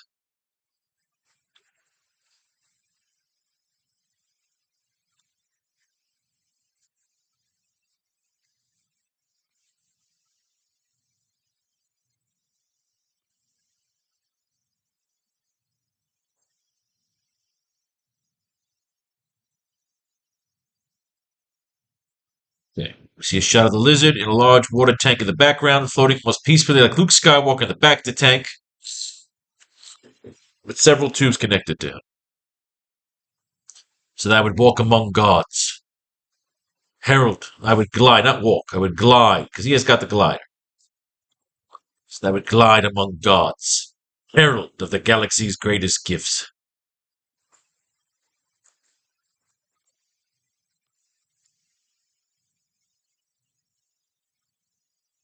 You see a shot of the lizard in the large water tank. Okay, the back to tank.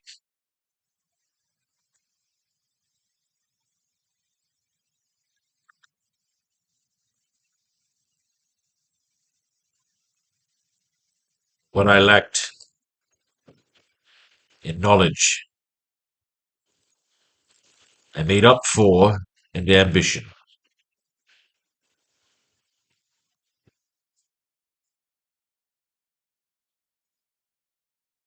You were right about me, but I wasn't always a fraud. I was once a scientist just like you, eager to recreate the fabled super soldier serum, so that I would glide among gods, herald of the galaxy's greatest gifts. When I lacked in knowledge, I made up for in ambition.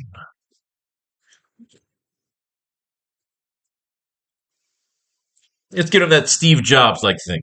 But what I lacked in knowledge, I made up for in ambition. And now, Doctor, using that same ambition, once I jumpstart that brain of yours,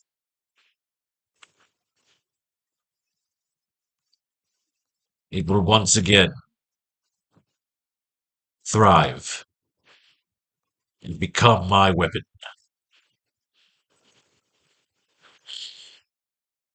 What I lacked in knowledge, I made up for in ambition.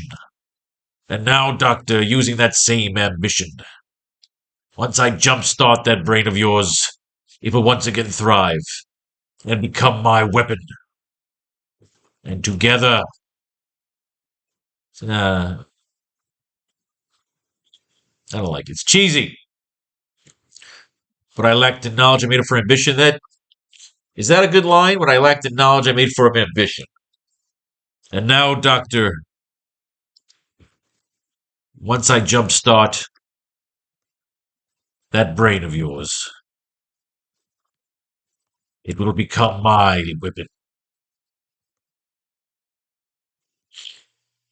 What I lacked in knowledge, I made up for in ambition. Meaning, like, I could put people together.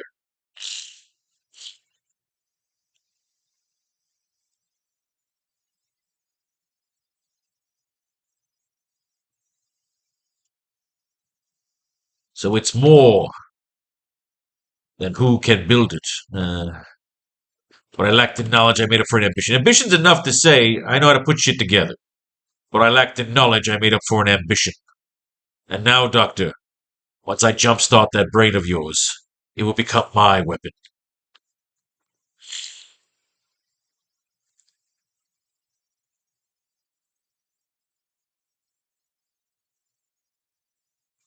And I will reclaim, and I will reclaim my empire.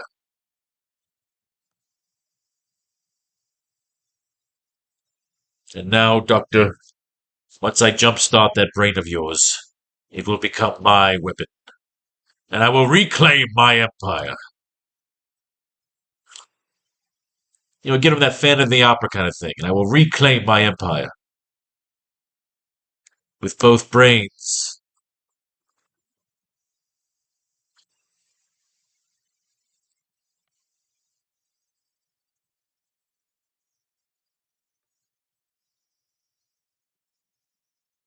We see him holding up. We see a close up of his gnarled hand, of his gnarled looking hand. Almost bloody, of his gnarled looking hand.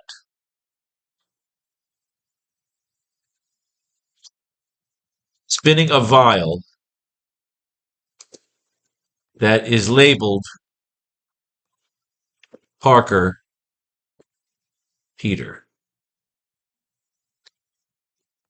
He essentially has a vial of Peter's blood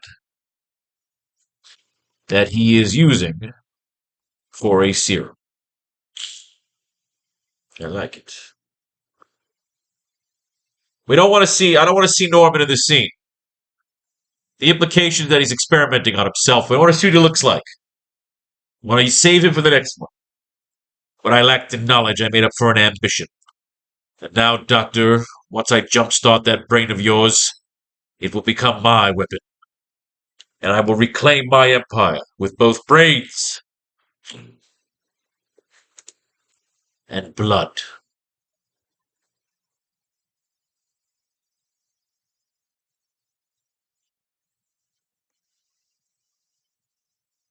And blood. He's like going to scream it. And blood. Fire and blood. Like Stannis used to say.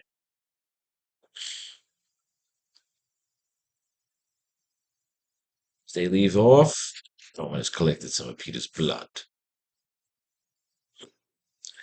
We can show him being crazy and injecting himself with a serum made from a sample of Peter's blood. I like that.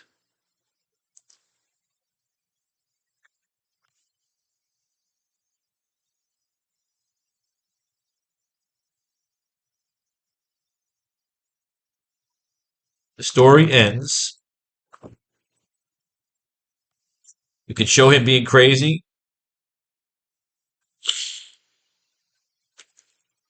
Close up on the gnarled and veiny arm of Norman Osborn.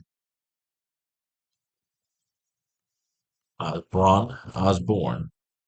Where we can start hinting at him transforming. Close up on the gnarled and veiny arm of Norman Osborn, where we can start hinting at him transforming. As we see him injecting himself with a serum made from a sample of Peter's blood.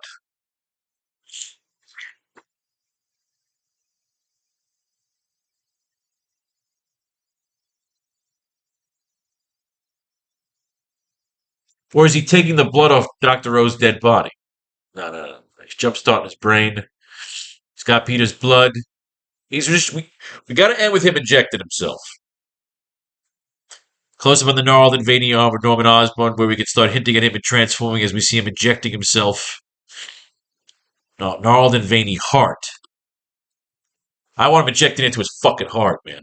On the gnarled and veiny heart of Norman Osborn, where we can start hinting at him transforming as we see him injecting himself with a serum made from a sample of Peter's blood.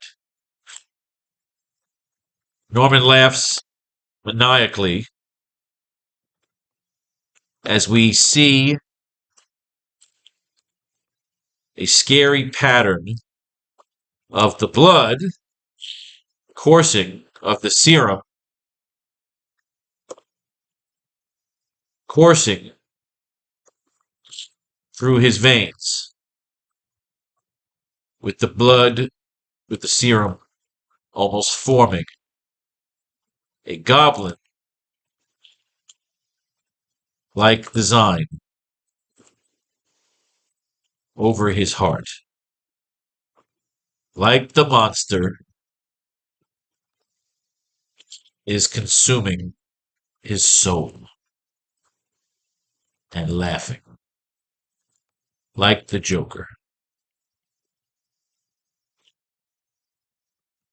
Finny? Ladies and gentlemen, holy shit, 94 fucking pages this came out to?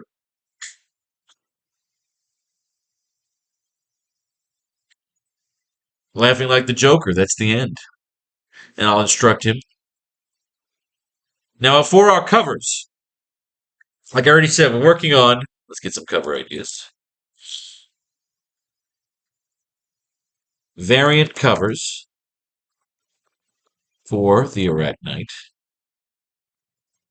For Gwen and Mary Jane as geishas in Japan. That's one. Slave Leia, Vanessa Fisk, and Frozen Kingpin.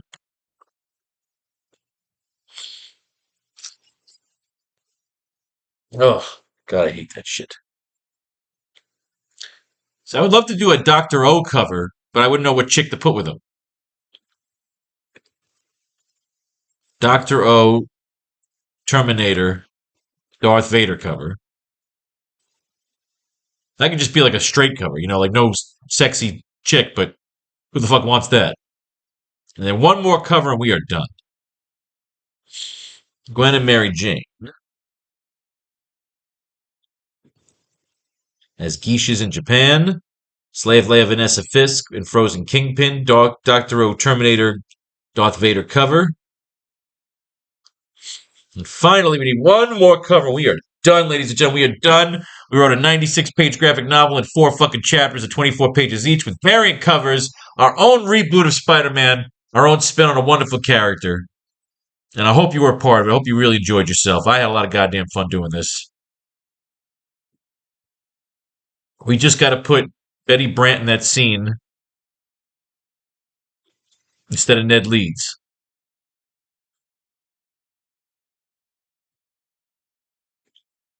You know? Why are we at the end?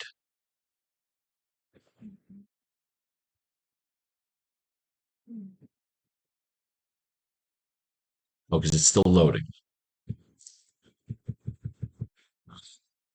All right. Dr. O, Ned Leeds, Norman, the sinister villain.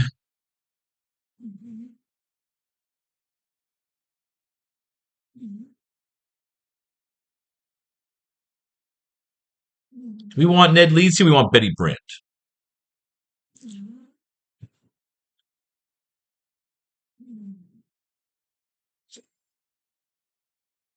Let's just get to here real quick. Progress report consumed by what? Mobilized. Okay.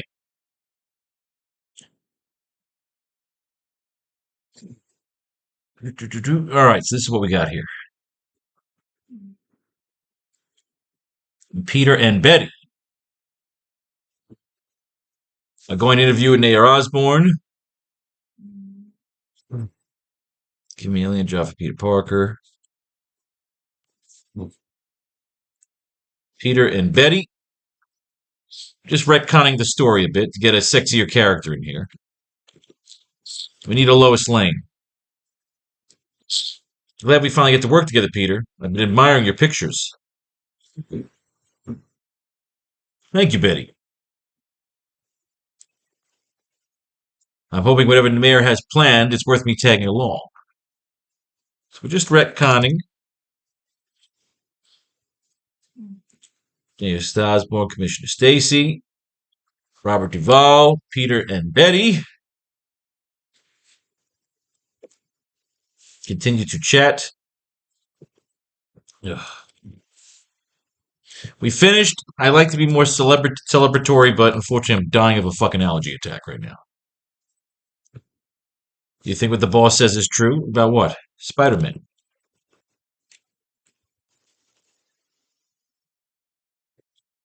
JJ says he planned the whole thing. An elaborate prank to scare the city into hopefully coughing up some money. Betty, aren't we all after fortune and glory? So it gives him more flirtatious. Betty. Norman looks like Michael Douglas. Some setup, sir. I know. You think it's over, sir? Do you anticipate any more threats? Ask the commissioner. Peter and Betty. We're just doing some retconning. Norman Lee is in the distance.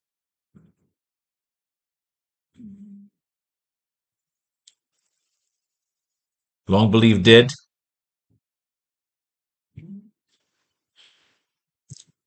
It's a longer class, but it's our last class. Well, until we start the new one.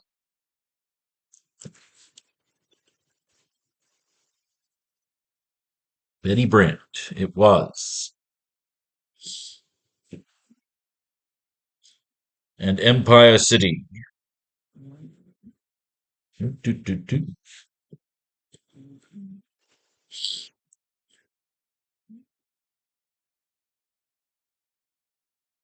So Betty could be the one that asked him that question. Access to rare minerals.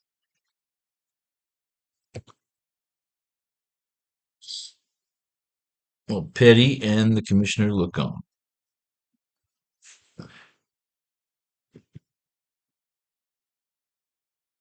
Remind me again. Are you the reporter?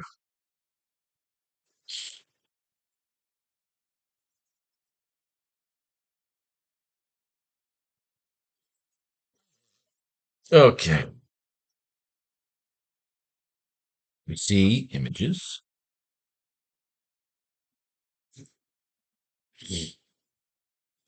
All right. It's a good long scene.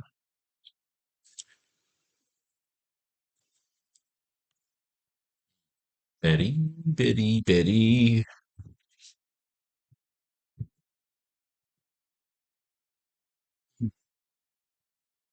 Glad you're all coming this far. Holographic images disappear. More dramatics. Ransom note.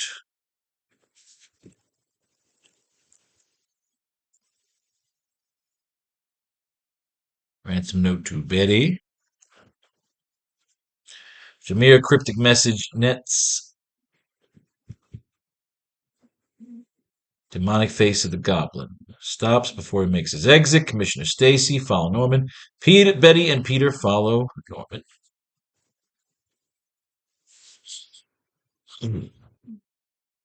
Small paperweight.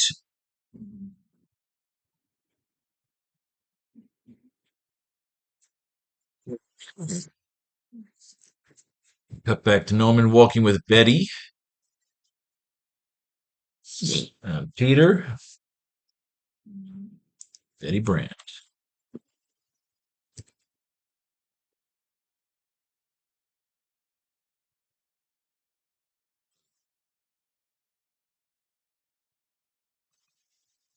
Betty and Norman. But I'm being rude, Betty. Here we go. You've been walking quite a while. Why not allow my assistant to give you a tour of crafts? Now, she wouldn't. She wouldn't bow to that. And all attention should be on the colony, but its progress. But I'm being rude, Betty, and we've been walking quite a while.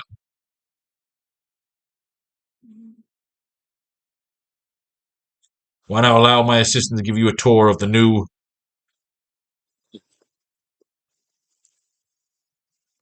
foot spa? Why not allow my assistant to give you a tour of the new foot spa? A rare executive treat.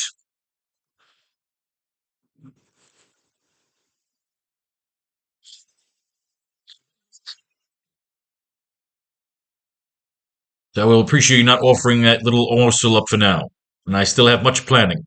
And all attention should be on the colony and its progress. But I'm being rude, Betty, and we've been walking quite a while. Why not allow my assistant to give you a tour of the new foot spa? A rare executive treat.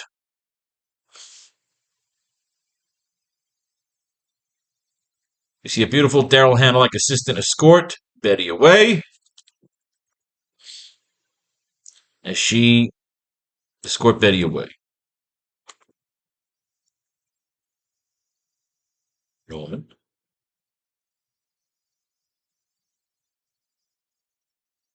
And Daryl on the way back, show her the new gliders. I love her feedback.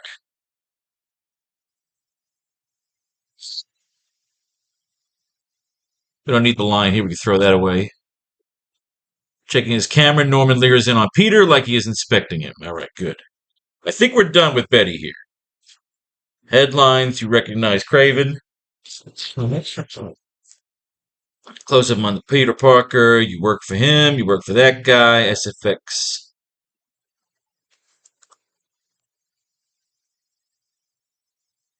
I think we're good. Just making sure.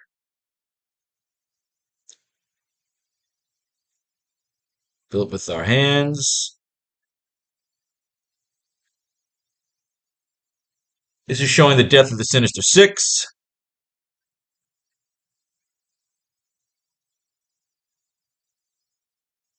Just taking an old tour through our story. Let's get a little faster.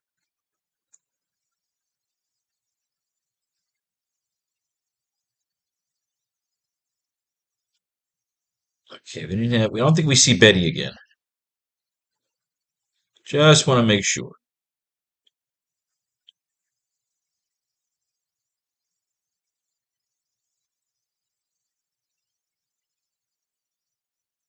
Need to dive into the water.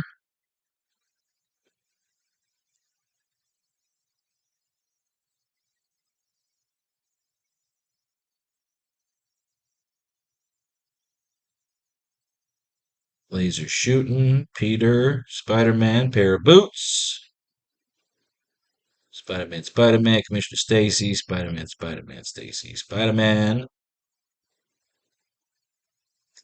Definitely feeling some waffles right now. You know what? I think we're good. I think we got it all. We got all the retcon from Ned to Betty. We gave Ned one scene at the gala, so Betty's already in there.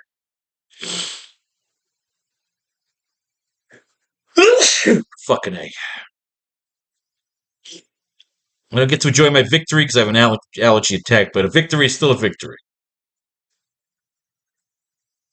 Let's just get to the end. Make sure there's no more Betty Brant appearances that we have to change.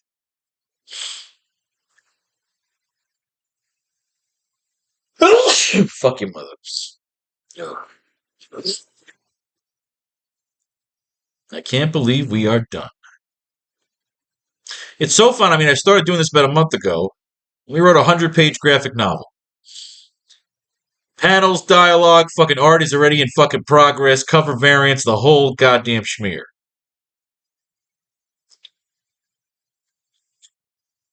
Just want to make sure I got all the Betty Brant shit. This is 107 fucking pages. Jesus Christ, I gotta make this smaller font. Oh. Alright, didn't Ned Leeds come down here during this shit or no?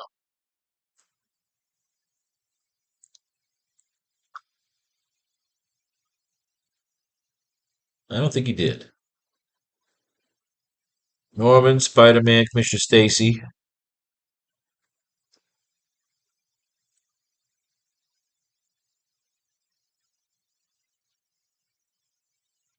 Ugh. Oh, here we go. Ned Leeds again. Here we go.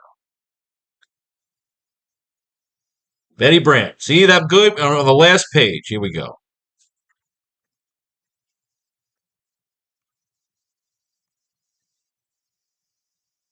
This is Betty Brant Now magazine.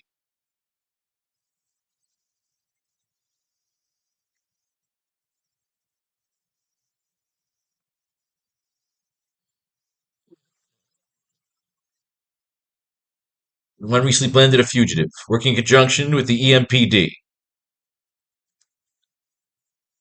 So that's it. That's it. That's the last time we hear about. Let's see.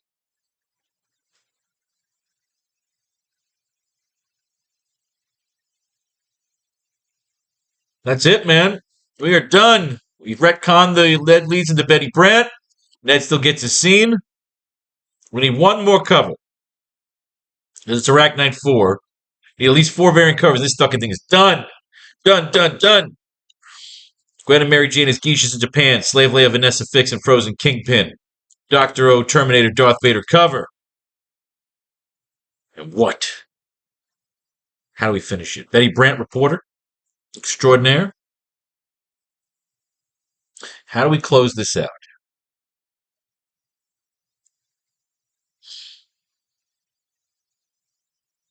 Sinister Six. Electro.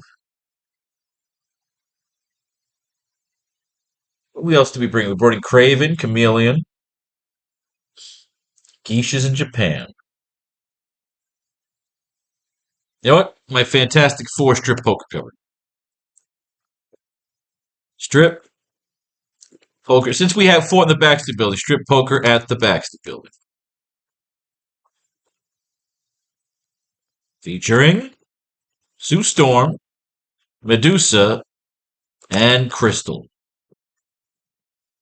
Ladies and gentlemen, that's cover number 4. Fantastic Four, Baxter Building, strip poker, Medusa, Storm, and Crystal. I fucking love it. May fate and faith decide your fortune. And if you love what you read here, make sure to contribute to the new Kickstarter or buy one of the textbooks. Peace, love, and war. All that shit in between.